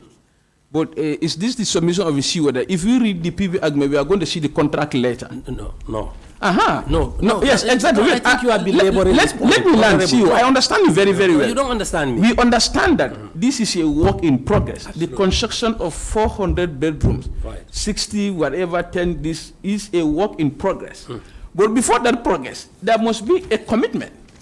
And that's There must be a letter that from the financier to a contractor that this contract is contracted to you. Because that's why when we went there, we met the Turkish guys there. There's no That denying. Mr. Federer said are the contractors. absolutely. So they just, so now it's either Mr. Cham owns the construction company or he has contracted a construction company. Honorable Chair. Because why I want to be very sure of this, because our other request, the updated detailed work plan, must come from a contractor. That cannot come from the OIC secretariat. That must come from a contractor. Correct. So now, it means that the OIC cannot also furnish us with this detailed work program No. of the contractor. No. Because there is no contractor. There's a contractor. No, so now, No, let me make something clear. Honorable members. no, when I finish, Okay, everybody okay, have go on. Yes. your floor. Okay, go on. So, because this is the only way we can know the percentage progress of the work. In any project, any contractual settlement, without a updated work or detailed program from the contractor, you cannot know how many percent is this hotel project. And the president has signed this project since July. Do you understand? The OIC, what I meant to understand is the OIC knows when the equipments are coming. Do you understand? But the contractor don't know when these equipment are coming. The contractor on the ground. That's your view. Of course, we went there last time. Because when I asked him that question, I'm saying that's your he view. refer us to Mr. Fadera. The contractor that we contracted to come and build us this. That guy's a site engineer. Huh? Look, there are levels So of this- there are levels But- of but that awareness. day- There are levels of CEO, commitment. If you ask me, you ask Mr. Fadera, Yes. there are different levels of appreciation of a project. The man you met is Burak. Burak is a site supervisor. Burak's bosses are coming soon. You know, So that is why. so those are the ones who are now coming up with detailed work plans and so on.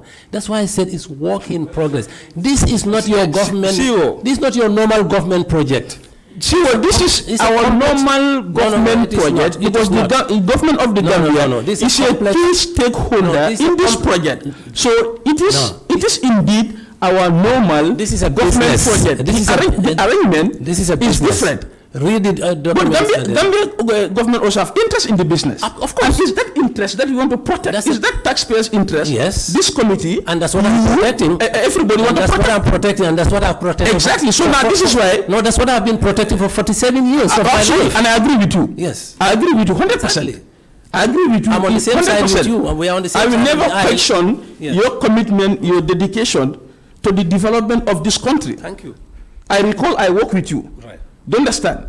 That your commitment, dedication, devotion to the development of this country Thank you. is more than my years. Thank you. Do you understand? But for this one, we have to get the records straight. Do you understand? I said we will protect the interests of the taxpayers in this. And this has been your commitment for the past 47 years. Do you understand? Witnessed by me and any other person that work with you. But for this one, work has started. The president laid the foundation stone sometime in July, and the work has started. Before the work starts, what is normal? If is the contractor to give the client detailed work plan. By way of this detailed work plan, we will now trace the progress. Absolutely. That is why when I went to the site, they say 1%. They got it all wrong. No. But who said 1%? Huh? Who said 1%? Mr. Fadera said 1%. No, I cannot remember we setting any. No, he said any 1%. And I'm getting to so confused about this, Mr. Fadera. You said it's 1%. Now CEO is asking, No, who said it's 1%? With me, it's not even 1%. Honorable member. No, this is far more than 1%. Almost over $10 million has been committed. So look, let us. I think we are honorable members. We are getting to a point where I'm not disagreeing with him. I'm saying my level of I swore an oath.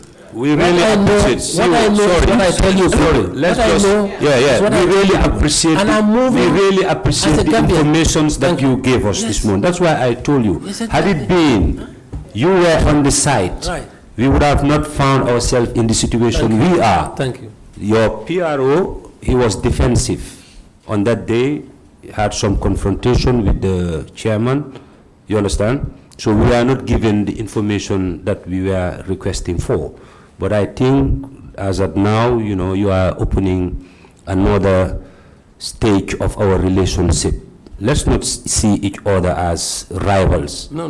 We are partners in development. Indeed. So like we rightly said, because you have said some certain things here, like the issue of waivers and other things, we could have been helpful if we were told then. Exactly. Then we could have just invited the minister and asked him why. The blame would have been shifted on the government, not the secretariat. Absolutely. So that is why information is very key. Thank you. If you don't know much, tell us you don't know much about this thing. Refer us to the relevant authority. Okay. Thank you very much. You're welcome. Thank you. Thank you very much, Honorable. Since, Mr. Chair, with your permission, since you quoted me directly, I just want to rectify or explain two things. The Honorable Minister, member said, you know, I was being defensive. I wish I was given the opportunity to provide information. You would agree that I was not given the opportunity to provide as much information. We were kind of having a merry-go-round over one point. Exactly. What is the progress? What is the progress? So it was not as if I did not want to cooperate. So I wanted to cooperate, but I did not have the opportunity. I want that to be on record. Thank you, Vali. The second point that you mentioned, I was very clear. It was captured on tape. I said the progress of the project versus the progress of the building, the construction, is different. That's what I said. So you can say, okay, because there are no structures on the ground, you can say, okay, the building is 0%. But to say the project is zero, that cannot be true. For a project that has been signed, the designs are completed. Over 10 million. All these paperwork have been done. How can you say zero? That is not possible. That's what I said. Okay, I'm sorry. So it is inaccurate to quote me to say I said the project is at what percent. I want that to be on record and clarified. You didn't say it's 1%. No, I did not. I You said it's how many percent? what? No, what I said. No, if we want to be clear about who said what, it was you asked the contractor. He told you the building, as I know, is not more than 1%. That's what he said. The honorable members were there, and I came in to say it could even be more than that if you look at the project as a whole, not the construction in isolation, and that's the fact. We've highlighted a lot of milestones. Mr. Federer, So all those milestones cannot constitute 0%. Thank you very much. Yes. And nobody also said 0%. That's what It you is said on 0 your point Facebook. something. Okay, it's okay. On your Facebook, that's what It's okay now. Now we went to decide and heard about over 1%. Now the CEO is saying 10%. It's more than 10%. No, CEO never said that Did I here. say percentage here? No. Did I? You said it's more than? Did I mention any percent? I never mentioned percentages. It's more than? I never. I said $10 million. Okay. Thank you for that ratification. I said or more than $10 million as far as I know This has is a now very been good, spent. it's a very good ratification. Please. Because I just about 10, I thought you said 10%. And I even forgot. You see this document? We paid $15,000 for it. CEO, I understand. So I didn't get you right. You just mentioned Yeah. 10. I thought you said 10%. No. I But, said 10 but now million. that you said over 10 million. Yes. But this is in record. Don't worry about that. No, That is very you will okay. have the full disclosure from me. Yeah. I'm representing Gambia's interests, and And I never question that. That commitment is historical. Thank you. That commitment is historical. Thank you. That commitment is historical. Now, we still, I want us to close this chapter. That and I want it to be on record. The President of the Republic of the Gambia, His Excellency President Adam Barrow, laid a foundation stone for a project that has no contractor. No, you are saying it, not me. That's why I say your role there is to say yes or no. No, I wouldn't. It's yes. That is an alternative fact. There is a contractor, Yes. but there is no evidence to show that this contract has been committed to this contractor. Because that evidence can only be by way of contract award later. There is, not only, a Turkish team has been on the ground for the past 3 months. They are fed, they are paid, they have rented Gambian homes here, they have rented Gambian security companies, vehicles and everything. So our economy is benefiting. Already there's a team of 8, and he organizes the visas, and we are going to expect many more arrivals very soon. So for me, nothing can be more committal than that. This is, CEO. Honorable Chair. This is a commitment. Honorable Chair, sorry to intervene. I Okay. think we can wrap up this meeting right now. His presentation, I think it's more than enough. He has informed us what we need to do. He has informed of all our doubts, and definitely we appreciate it. Definitely we applaud you for the progress you've made, definitely. Though there are some ups and downs, but no problem. Rome was not built in a day. What I'm trying to say here, keep up the good work, and let's see progress. I think there we can work together. Inshallah. Definitely. Thank you very much. Thank you. Thank you. for your intervention. It's a very good intervention. This was not in line with what I was, my question. But we want us to establish facts. Do you understand? Uploading them, yes, it's a work in progress. Work has progress, but I want us to establish facts for record. This is a public project, and it belongs to the people of the Gambia, and it will remain to be the property of the people of this country. So let's get records very, very, very well. So CEO, there is no contract letter, I conclude. So the next... I'm not saying there's no contract letter. I do not have a contract letter. But you can't at some point it will be provided. The contract document will be provided. Provided, okay. Thank you all very contracts. much. I listed 6 different documents here. They'll all be supplied to this August body. Okay, thank you very much. So as of now, we cannot also lay hand on the detailed work program of the project. I'm telling you that we are mobilizing. You said the foundation stone was laid on the 23rd of July. Yes. For a huge project like this, Yes. mobilization should not be, anything between less than 4 to 6 months. But already within 3 months, a lot has been achieved. You know what it takes to procure some of this equipment. You know how even the shipping arrangements are being done. So as far as I'm concerned, the mobilization is on, and a lot of progress has been registered. And now against December, if you visit that place, honestly, we'll be talking something different. Yeah. Honorable Chair, with your permission, I also want to just add on to what CEO said. Yeah, I think if you look at Wait, okay. it will come to you. All right. I just want also clear. No, it's on the same point, if you don't mind, sir. It's okay. Let me finish with CEO. Now, you see, CEO, when a National Assembly member send a letter, a request for document, and the documents cannot be produced, we need to have record for them. But can you squeeze water out of a rock? Huh? Can you squeeze water out of rock? No, I don't think so. Do I give you something? I'm under oath, and I don't. Exactly. That is why. This is an August body. I know you are representative. I cannot come here. And you are not going to say anything to this. Yes, that's not going to be I don't have it. It's on record. But also, we need to lay foundation. It will be provided. To know the truth. Exactly. That's okay. So what I just also want to say, when we sign projects, going forward, when we lay the foundation stone for a project, by way of that, before that it has been established that the work program has been submitted. Otherwise, we cannot lay the foundation stone for a project that work program has not been submitted. So going forward, this is not only for you; it's for everybody here. If you go to the PPP, you will find a 13-year perspective of this project in terms of figures and so on. But in terms of actual work plans, like we said, this thing is a sifting sand. The contractors will look for value for money. You may put certain things in your planning document. What when business people go for, the bottom line. If you have company X, and that company X can provide you a service at $100, another at $50, value for money, and if that is quality, you go for that one. I'm not at that level in terms of international whatever. That's international banking, but I'm in touch with a team of lawyers based in France, based in Gambia, and based in Senegal. And I'm working with the Minister of Justice, I'm working with the Minister of Works, we are working with all these agencies. There is nothing that we do that does not go around all these ministries. The negotiations were done with them. I was in the background. I am not a legal person.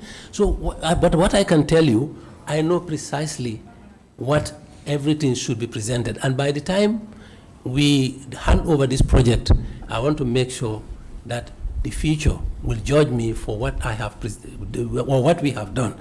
So anything that Gambia needs to have, I'll make sure we get that. Going forward, the board will take responsibility. They will have their own board. They will have their own management structure. Mm-hmm. It's a business. It will be run as a business. Yes. I'm a civil servant. Honorable Njai, you wanted to say something. Sorry, it was pertaining to your question, but it's been clarified. It's been clarified. Honorable Chair, if I may, yes, just on CEO's point, you've also talked about the issue of the detailed work plan being not yet there and work being carried out. I think it is, if you look at the nature of the OIC projects, it is not unusual for preliminary work to start before this final documentations that you require. For example, I will give you a good point in case, which is the Batil Hardin Highway. Immediately after the foundation stone was laid, in consideration of the limited time that we had, ahead of all these required documentations, these contractual requirements, the government of the Gambia and the contractor agreed that if they get a commencement notice from the government of the Gambia, they can go ahead and start even without us paying the advance payment. And they did that. So what we are experiencing now, we all know that the hotel is earmarked for the summit. We don't have time. If we want to wait for this bureaucratic documentation, it is going to waste time. Things like contractual documents between partners. If partners can agree among themselves that we can start while this documentation is being sorted, I think that's a plus for us. So all this innovative way of working that we are trying to do is to buy time, because we want to host 57 delegates from 57 member countries, and if you want to be strict with following the bureaucratic requirements, it is going to eat into our planning. So that is why it is not unusual for them to start preliminary work. It's just preliminary, just clearing the vegetation, the concrete works, the earthworks, ahead of all these things that we need to do. CEO mentioned that there are conditions precedent to the actual kickstart of the contract. So these are the things that we are working on. So these things, if we want to be rigid with them, it's going to hold us back. And that is why we have these things. But one thing that we can assure you, and honorable members, is that we will make sure that the interest of the country is protected at all times, regardless of all these innovative ways that we are trying to approach this issue. We'll make sure Gambia's interest is protected. That is something that we want to assure you. Honorable Chair, if you would allow me, after I want to say something. Yeah. Let me see, DC, you come. Like, I just want to understand what Mfali also said.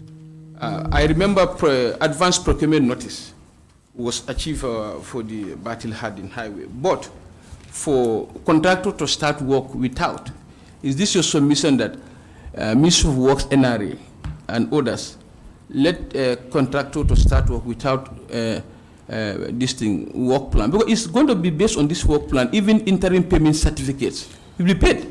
Okay. So if no, you spoken. I didn't interject. Sorry. Now let's get it right. So is that the case? There was no work plan given prior before the commencement of the works on Batil Hardin Highway. What I said is that, based on my knowledge, all the contractual requirements in terms of documentation, as far as Batil Hardin was concerned, were not exhausted before the commencement. In other words, what I am saying is, commencement notice was given ahead of the finalization of certain contractual requirements. That's what I am saying. So I am saying it is not unusual that in relation to the five-star hotel, we are having the same procedure, where you go ahead and start preliminary works while other contractual requirements are being finalized. That is my submission. Okay, thank you. Yes. Thank you very much, Honorable Chair. I think if we all listen to the conversations going around in this, what you hear is messages from the heart, and the messages, the contents of those messages, that Gambia should progress. That's what I hear. We are not disagreeing on anything here. It's just a question of context and concept. And this is why words like retroactive exist. In the event that there are submissions that are not made, I think it's just a question of you being caught between the context of what is verbal and what is written. So in the event that people can get the facts like documents presented after, even if the goodwill is there that you started work, you see, when the noise is too much, expectations are high, people will be ready to see where is this, at the end of the day, it's like your zeal, your love for country may even make you stand one day and then you will be seen as, where is this, and then you will say, okay, I have not heard we don't have it, I have not heard we will not do it. What I hear from the CEO is that everything will converge here. And what I hear from you also is that I have not heard you say, I don't trust you. What you are saying is, when will it be here? Okay, the documents that you were asking for were sent here. I mean, you said you are not denying they are sent here.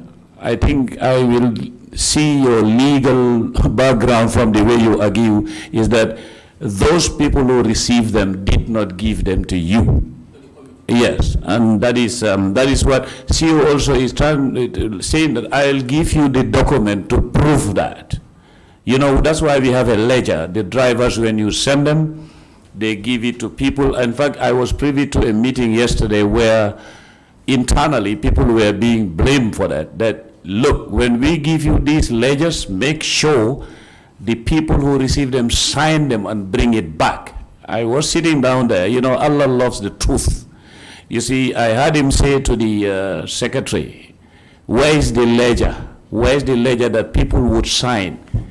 And the ledger was in Iran. He said, I don't want this letter to go out without this ledger, because sometimes when the letters go, people don't receive them.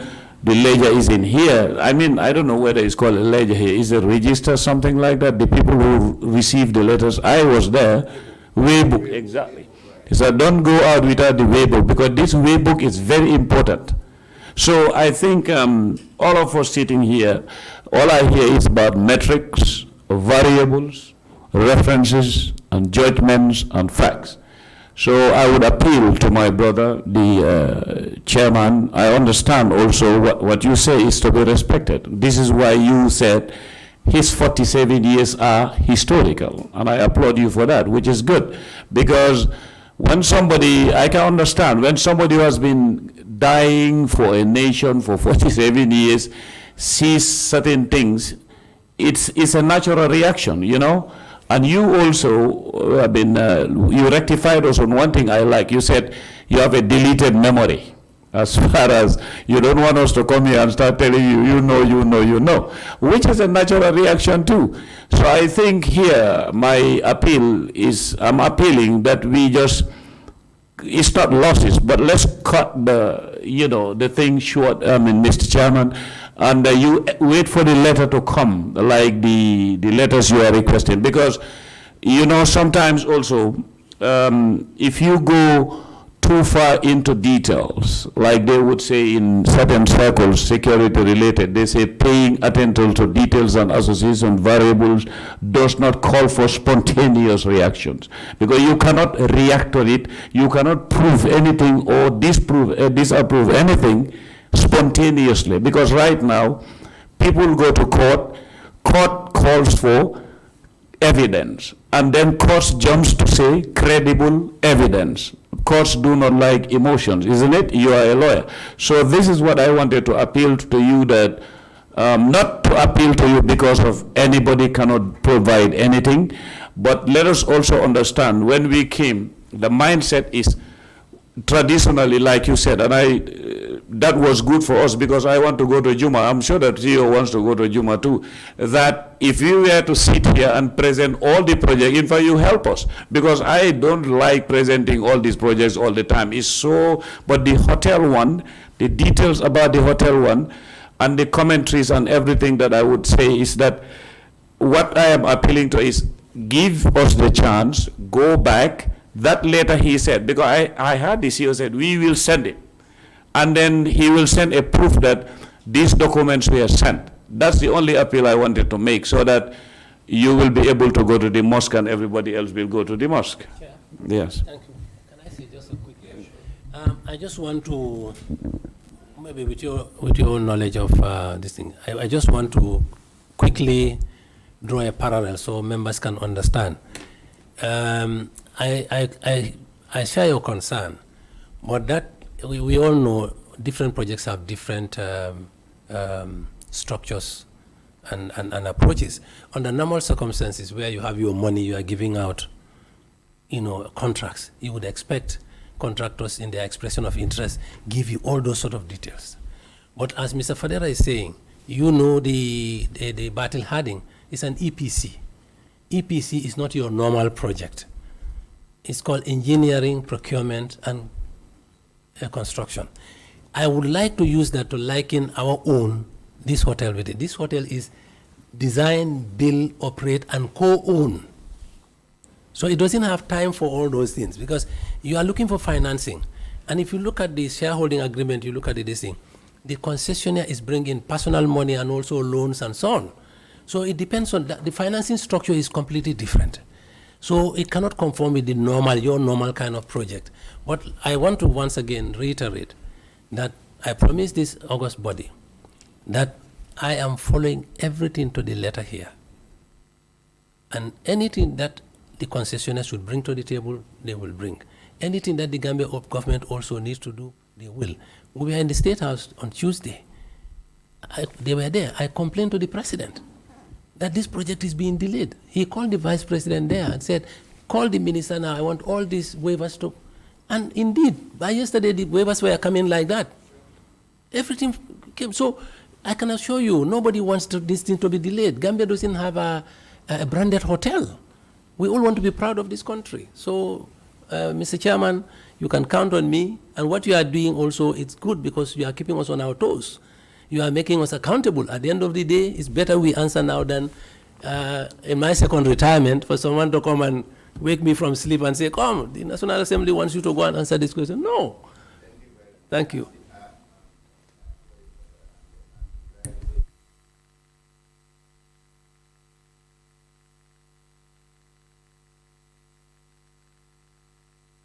Yeah, and again, we are au fait with public-private partnership. We know that all these things will be embedded in that public-private partnership.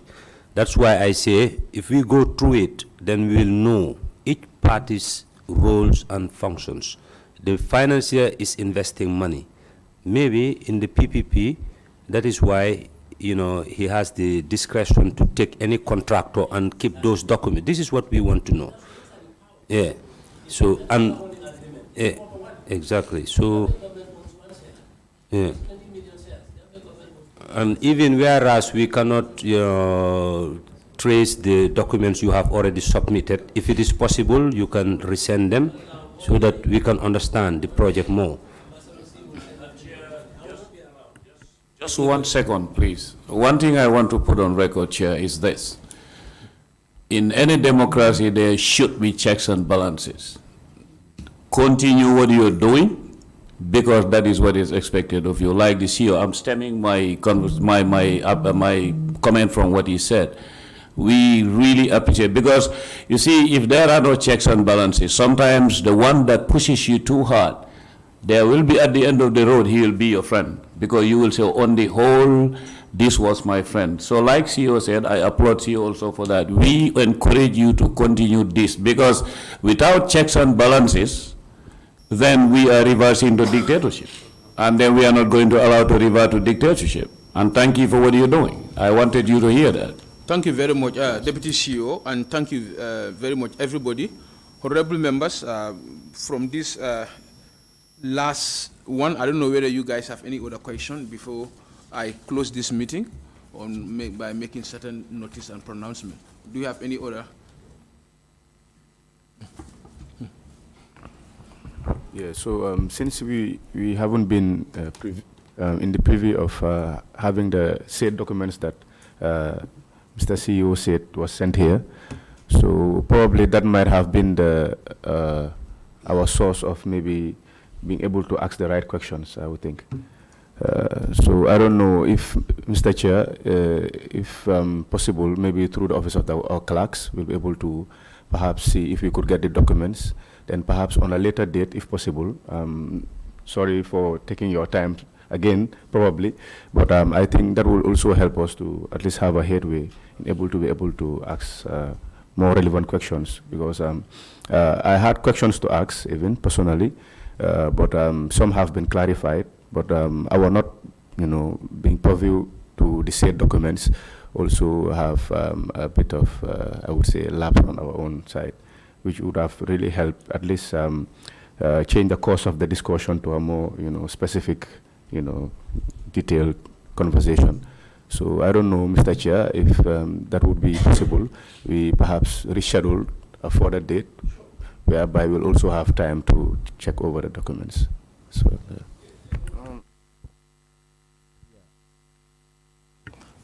Thank you very much, Honorable. I just want to highlight one point. In his presentation, he mentioned like workforce. The workforce consists of Turkish, Senegalese, and Gambians.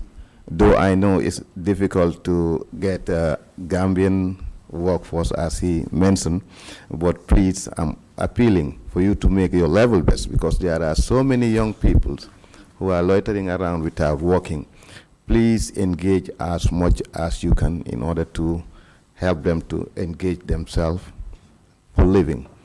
All right, thank you very much, and then we apologize for any inconvenience, and then for spending more time with you. We would have been close by now, but thank you very much. Thank you very much, Chair. Okay. Yeah. Okay, thank you very much, Chair. I understand that the land in question is at the courts currently. So is that not also a deterrent to the... Still at the courts? Yeah, because I read in the papers that the lady has filed a contempt. Yes. So Are you guys part of that contempt proceedings? I understand. I don't You are a part of the In my contempt part. So proceedings? would that not be a deterrent to the progress of the project? Sorry. Yes. No, that's hearsay for us. But I understand. Well, there has been so many summons to me in person.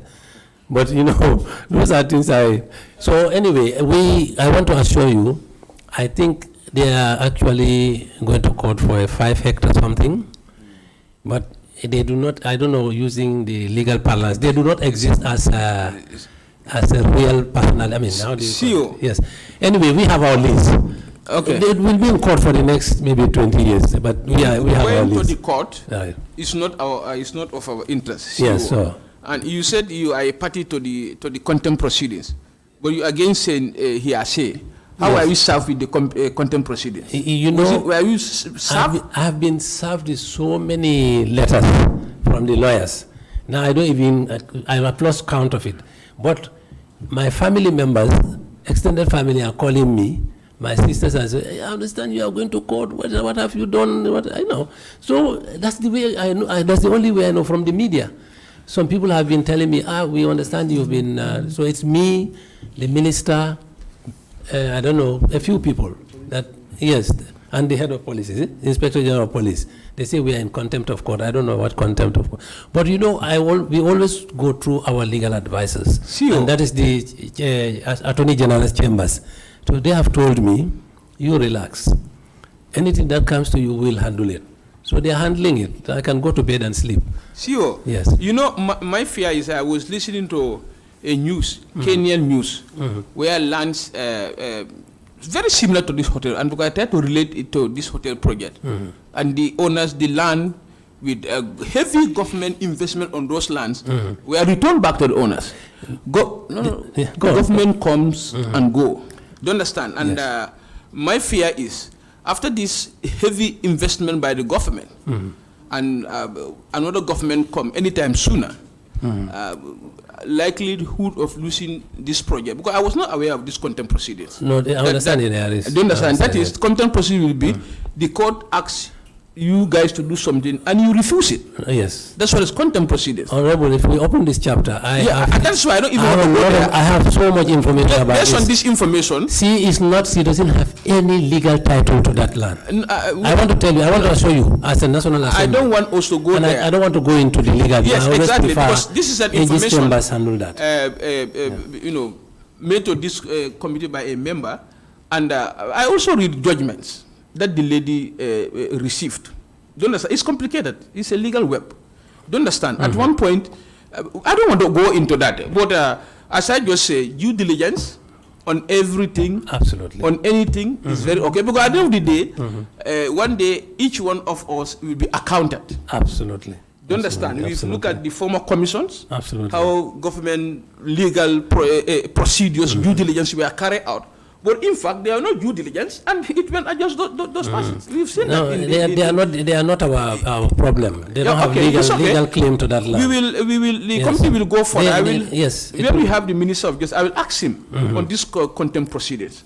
And I may, myself as chair of this committee, I am very interested to attend your first sittings, your first contempt proceedings. And you think I'll be dragged to court? No. No, I know it's contempt. We are all subject of the No, law. no, I know it's We are all contempt, subject. We are all subject of the law. I Yeah. don't think the law will call anybody for contempt proceedings. No. I will represent. I'll go. Yeah, but I exactly. will Yeah. Let's represent it. endeavor to attend what the contempt proceeding is all about. We Okay. are all subject of the law. Okay. Nobody is above the law. Now, who asked this question? Towards the end of the meeting, please request OIC to make an electronic submission of progress report of all the OIC projects. Oh, we have it here. Can you give it now? We can give it right away. Yeah. Okay. That's Yeah. okay. In fact, So that was we- an offer we were going to make anyway. Yeah, we will trace that. So now, going forward, CEO, Yes, sir. tomorrow the convoy of equipment arrives from Senegal. This committee will embark on tour by January. What do we expect to see on the hotel project by January? Honestly, to the best of my knowledge and based on what I know, the efforts that have been undertaken, you will have surprises by the end of the year. And going forward, I don't want to put this on record, but what the concessionaire tells me is that depending on the building technology that these Turkeys are going to employ, this hotel could be delivered even faster than the 15 months. That's what but I'm not an engineer. I'm based on what I hear and what I've been informed. I Okay. know with all these teething problems and the rains behind us now, this is why I insisted on the concessionaire bringing in equipment, because I'm on the firing line, and it's through no fault of mine. On easy lies the head that wears the crown. People don't even understand the role of OIC in all these things.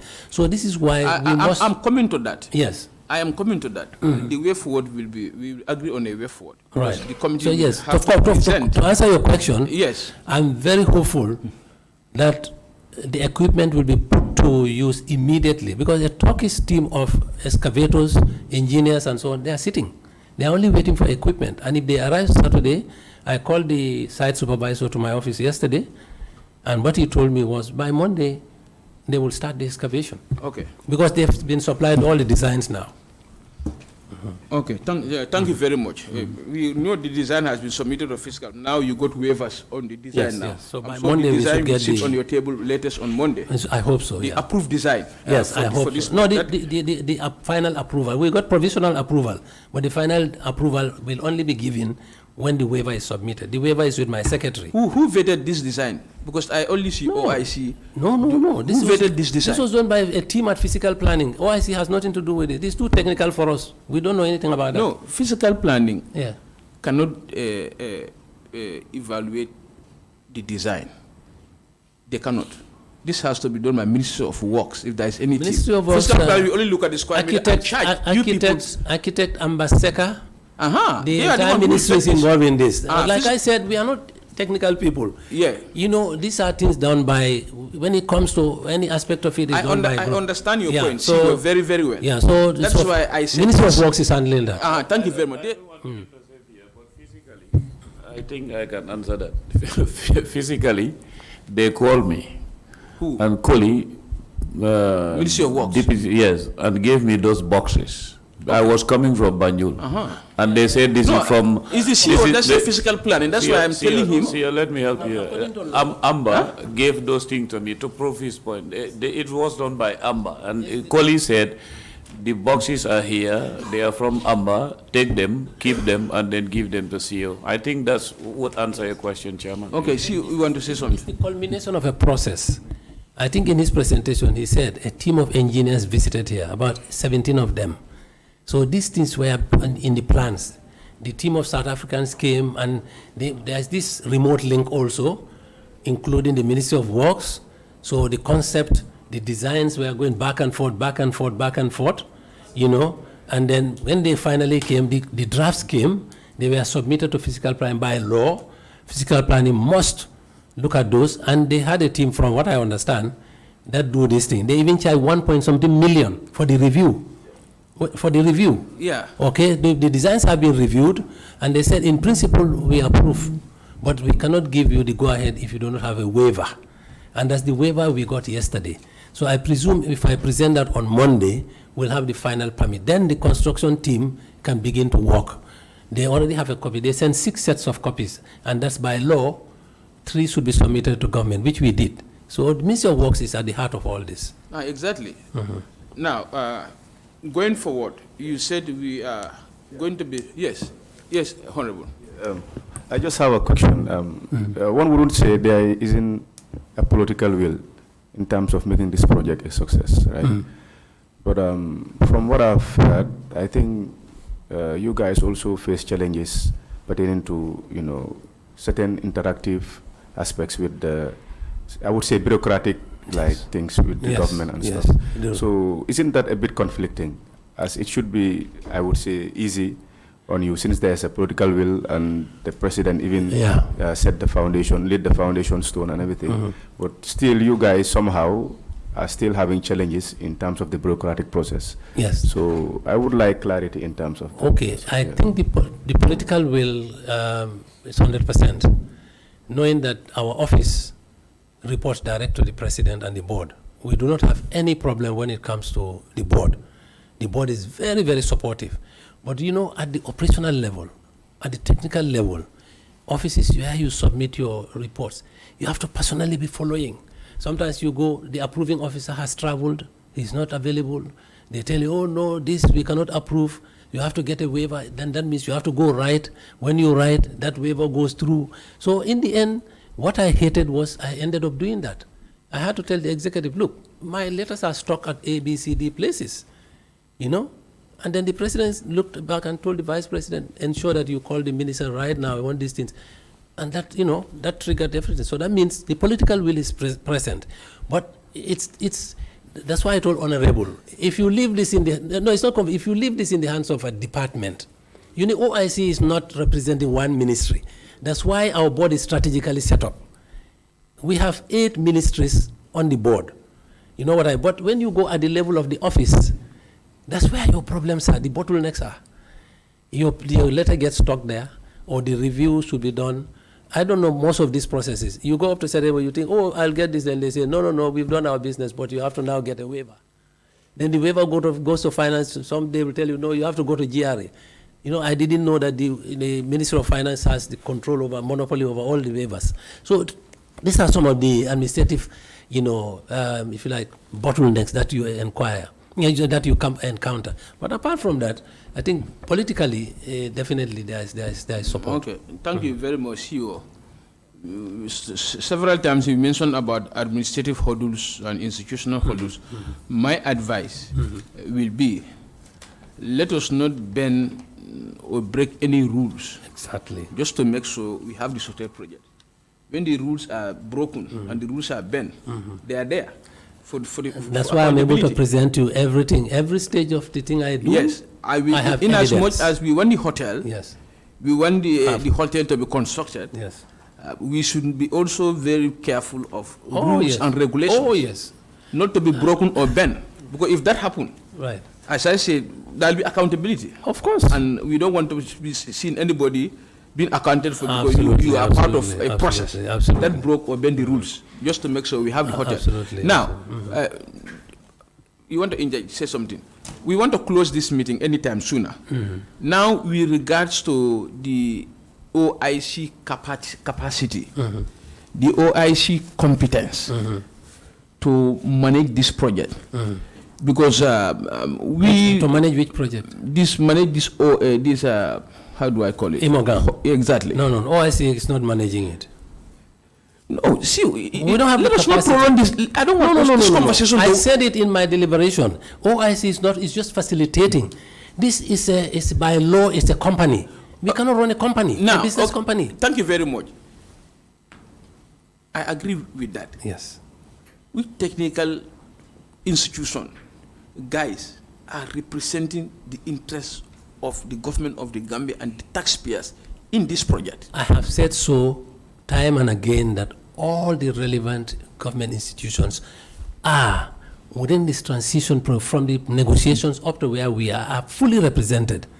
At some point, he mentioned an office under Imogam has been set. A board must be constituted.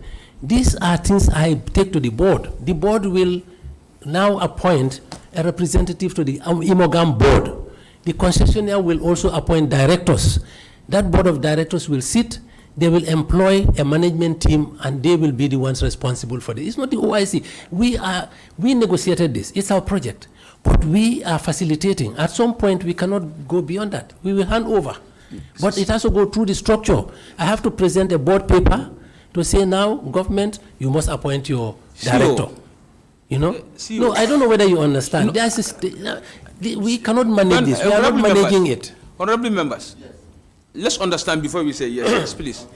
Let's understand before we say yes, yes, please. Let's be very careful. CEO, the ministry responsible for all government infrastructure portfolio in this country is Ministry of Works. Do you understand? A Ministry of Works are not executing this project technically for now. They are not part of it. And they cannot and they should not. But we don't have the competence. OIC don't have the competence to do so. We are not even, we are not even thinking, we are not even implying that we are going to implement. Our role is not to implement, that's what I'm saying. Okay. Our role is to facilitate. And then once everything is put together, we allow the structure. This is a public-private arrangement. I know. Okay. But the interest of the government of the Gambia is still part and parcel. Now, I don't want this meeting to go further. When is the Ministry of Works taking either the tourism or Ministry of Works, because even the tourism doesn't have the capacity. Ministry of Works need to lead this project and hand over the key to the Gambia OIC as custodian of the conference. That's not the architecture of the project. Honorable Chairperson, listen to what I'm saying. This is a private company. Gambia government is going into business. Okay? In any business, it's separate, you have your board. What the OIC, no, allow me. I think we are confusing matters. I think what he's trying to say is that the financier is to invest $100 million. Yes, and he is correctly investing. What instrument is there in place to ascertain that the investment is worth 100 million? That's what I'm saying. Every bit of this project will be audited because the public has an interest in it. A care of duty. Our care of duty as an office, as an OIC office, is to facilitate this. We have helped. We have all these are legal documents. Shareholder agreements are here. Everything. We have facilitated that. A company is being set up. Now, there will be a point where there will be a separation. But that separation is not yet. I have to now, at some point, go to the board and say, now look, this company is fully set up. Okay? Can you appoint a board? The concessionaire and the government will appoint a board. That board will be the apex body. Then that board will now appoint this thing, how is it called? A management team. That management team, government as the way government may say, Minister of Finance, you will be taking the seat of the government on the board. Okay? Obviously, in the management team, the government also will delegate. Throughout the construction process, we want the Ministry of Works to have a representative there. We want the Ministry of Tourism to have a... We already have the structure on the OIC. We have the project steering committee. We have all the committees. But at some point, the secretariat will break. Go to the slides, the monetary track, disbursement. No. Go to that slide. Let's see. See, what I want to establish, already this investor has committed $100 million for this project. The government of the Gambia need to be very sure that this investor is in fact investing $100 million in this project. I don't think they see how this talk. No, wait. Let me also talk. It's not hard talk. Yes. At the end of the day, we need to know the investor is actually investing this. Currently, the secretariat is having that transitional role. There is a file. You are talking to this. No, excuse me. Any expenditure, there is a receipt for it. At the end of the day, we have to hand over to an office that is going to be set up. So I'm telling you, now, who is doing the quality control? Is there any quality control unit? What? I don't understand what in the construction. It hasn't started yet. Look, this project has all the technical things that should be there. Maybe you are not understanding what I'm trying to say. This investor has already started to disburse. Yes. And by way of that indicator, it already said, this $4 million. How are we solve this? Is the investor that is going to invest and tell us this is what I invested? Of course, there will be proof. No, it shouldn't be like that. We have to protect the interests of the Gambian taxpayers in this process. That is why I say it is fully protected, and it will be fully protected. I wish that happened. It will. That is why the Ministry of Works, the project, this committee has planned to engage the Ministry of Works. Do you understand? At one point, tell the Ministry of Works for OIC to hand over this project to them for technical competence, based on technical competence. The OIC it will be more than happy to hand over, but it is our role. Now, if it is your free we will are now, midwifing the project. The baby will soon has been born. Now we are handing over the responsibility for it. I want you to understand the gestation. If we are going through a gestation period, I don't know how to explain to you. Now, there is a gestation period. Look, I have my work. Money is spent. We are spending money. Yes, and it's being accounted for, and there's evidence that he is controlling everything. We have reports to write. The funds are sitting in your account. No. Tijan. Look, no, you only depend on paper sent to you by Mr. Sarah. Who said we are handling physical cash, spending it, and then accounting for it? Look, at some point, as I said, there is a structure. There's going to be a board. There's going to be a management. Very soon, OIC will have nothing to do with this in terms of our day-to-day management. That's what I'm saying. This is a business. When the project was signed, from July to any... You are confusing yourself, Honorable Chair. Any day. You are looking at this under the normal kind of, the didactic way, day-to-day, how projects are managed. You want to normalize it. What? This is the same project. It's a project that there's disbursement. And the role of this committee is disbursement, money, time, and specifications. Look, do you understand? We cannot deviate from these three key principles. There are shareholders to this project.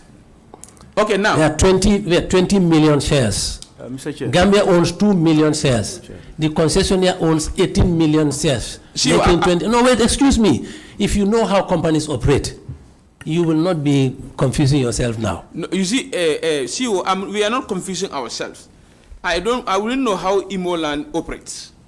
Do you understand? But I know, and honorable members, how companies operate. We are not going to So what's your concern now? For granted, what's we your don't know concern how now? companies operate, and we don't do what we're supposed to do.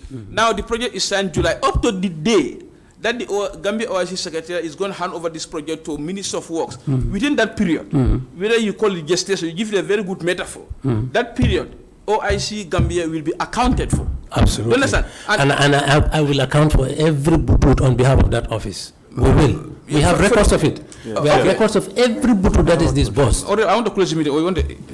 Just pertaining to what we were saying. I think what he's trying to say is maybe perhaps in terms of the fiscal disbursement of the project, is it like phase-based or like by phases? No, what I'm trying to say. Because he's trying to say with regards to the financial aspects of it. That's why he's asking whether the monies are already there. No, and you made mention that you guys are spending physical cash, and that seeing the it's much the same way. Let me just use an analogy. It's just a question. Let me use an analogy. Yeah. You hear OIC has 50 million for the urban roads, or 81 million for Battle Harding. A single butut of that is not sitting in this country. Contracts are done. When contracts are signed, you see, I think at the level of, there's a level of subsidiarity in this. Now, if you take, for instance, Battle Harding, RSK is the main contractor. It's an EPC. RSK will be paid based on certain parameters. But what they do, who they subcontract, what they do with those, that's their business. This man is investing his money. Okay? What we want to see as a Gambia government is at the end of the day, has he invested 100 million? Thank you very much. So okay? I'm coming. Exactly. No, I'm coming. We are talking about the same thing. And that will be evident. Yeah. It will not be hearsay. Yeah. When a board is constituted, when there is a management, all the papers, whatever, not only money, whatever paper we have, even these documents I'm showing you, I will hand them all over to that management office. And that management office will we want to close the meeting, CEO. Before we close the meeting. Sorry? Yes. For instance, now, you construct a pillar here, a pillar. Anything can make a pillar. Absolutely. Maybe 29 wheelbarrows of sand with 2 bags of cement. Right. You know, that is not quality, isn't it? So we are asking whether the government have an instrument Yes. that will measure Yes. the quality. Absolutely. I'm telling you, that is assured. Anything that is a construction in this business, in this country, we know where to go. OIC projects have a clear direction. Okay? We know where it is going to go. The Ministry of, when this project was contracted, let me tell you the agencies that had ownership. Ministry of Tourism, Ministry of Justice, Ministry of Works, Ministry of Lands. You see, much the same way our board is constituted, any relevant ministry that has something to do will have a part to play. OIC's role will be in the background as an oversight. We will have no implementing role. Like I said, we negotiated this on behalf of the government. We will hand over at some point. Once it's very soon, a management structure will be in place. Everything will be handed over, you know, and you know they will be monitored. They will be like even ourselves. We are audited. This project is a public interest project. It will be audited. You cannot go and say I spent 10 million here. You do not have evidence. When I was submitting my application for the SIC, GAIPA demanded that they have to see evidence of investment of at least 250 million. I did not only produce whatever, but I produced that evidence? Huh? I gave the monies that passed through the secretary. I presented evidence of that. Yeah. That's why Mr. Fofana is now, this man is able to tell you, sorry, Mr. Fadera is able to tell you, the cars are here because there's an invoice. I told the concessionaire, I want to see the invoice. That is where my point is. I think CEO, at one point, No, I think you are don't not clear understand in what you order. want. That's where my point is. What's your point? In fact, you give analogy to the two differences that are parallel by way of contracting and by way of implementing, that is the battle hardening and this PPP. Now, what I want to establish is, it is true there is disbursement and evidence is produced. Absolutely. But that evidence is produced by only one party. What is the role of the Gambia government to make sure that what the financer is producing is what he in fact is spending? Because my fear is the shareholding structure was based on that 100 million he committed to this project, and by way of that he's going to receive dividends based on that. Yes. So how about if and we will determine. I know the cost CIF Banjul. How about if he end up spending 50 million and we don't know? That's my point here. No, the government of the Gambia should be. It's a proposal. The 100 million is a proposal. You do not have, and even if we had. So you mean the share proposal? The shareholding structure doesn't contain that because it's a proposal. It doesn't contain what? The shareholding structure doesn't contain this 100 million committed by the financier. Of course. Look. So it's a proposal that we put it there. In terms of process. Because this shareholding is a legal document that is binding on us and yes, on the financier. Shareholding, this preceded this one. This is the PPP. Okay, now we will close this meeting. The interaction is going to be very, very frequent. But I think we are going somewhere where I cannot give you those details now. You wait when the office is established.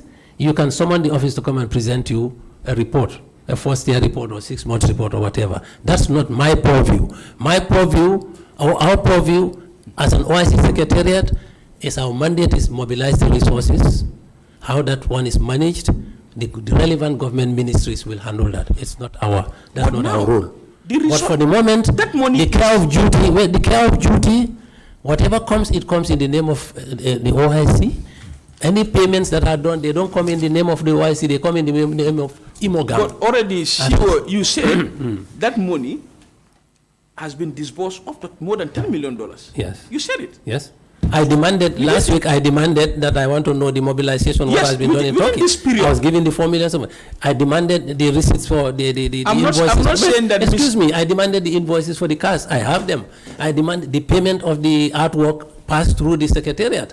Okay? The money did not come into our account, but the money came physical and we paid and we got the receipts for it. Everything we do. So you mean the artwork money was paid to the secretariat? The artworks, the money was paid to the secretary. What you said?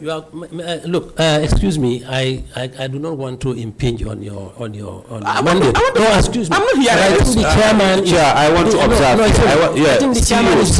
Excuse me, Honorable. No, I think the chairman is overstepping his role. Yeah. These are operational issues. This not waste the time of this place. When the actual time comes, we will provide a report. No, you can then CEO, ask, but now no, we are don't not take taking it. it. CEO, no. You mentioned don't take it as if we- honorable member, let's make this word very clear.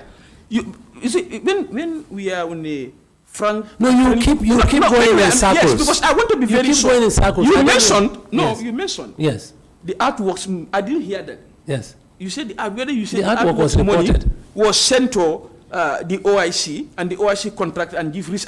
This is what I want to understand. You see, I think there's a problem of recency. Oh, yeah, I think probably, yes. you have a problem of either interpretation or whatever. Now, What I said is very what- clear. I said repeat now. the artwork was, we said here it was given to a local company. And they were paid. I'm keeping the receipt. I'm keeping the bank transfer, whatever. You mentioned the OIC in that statement. That's what I'm saying. Look, we have a duty of care.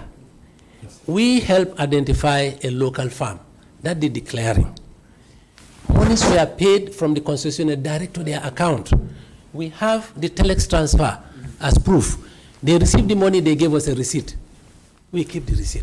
You help, I don't know, this conversation is getting so impregnated. No, I think you are the one actually. No, I don't, because you are when you- giving too when you much into speak- this. And I think when you you are, speak, you I are always confused have yourself. something to ask for No, what you you are, have spoken. you are confused But when you yourself. also say you identify, No. you identify contractors. You identify local contractors. The secretariat will identify local Yes, contractors for artwork. we have the competence to do that, yes? Yeah, do you understand? Yes. So and you said before you have nothing to do with. I never said what to Disbursement. do. No, I never said that. Okay, we will. We will not have a bank Yeah, let's account. close the meeting. We will have more. No, I think going forward. I will ask me the things that I can answer. Ask me the things that are within the purview of the secretary and your mandate. Because the things you are asking now, I told you this work in progress. You are stepping ahead of yourself. We you will don't confuse ask any yourself. question that is not part of our mandate. We know our Of mandate course, very well. no, I know. Of course. No. We are ask anything we ask. Because right now, No, the committee, no. the committee Yeah, can even order, ask, order. where is the I think you have procurement process? Order. Chair, you are overstepping. Yeah. Now, order. Chair. Yeah. Yes. No, I want to move that we adjourn this meeting until... Thank you. Okay, thank you very much, the Gambia OIC Secretariat and the CEO for that wonderful presentation. I said I will repeat it again. Oversight is not a witch hunt. We just want to create a very friendly, mutual relationship to make sure that the taxpayers' money goes into. Yeah. But do it dispassionately. In my statement, I said, Chair, proceed dispassionately. You have not been dispassionate. And I have proof to this. You are not dispassionate. You have to. No, you can close. That's your prerogative. Okay, thank you, Honorable.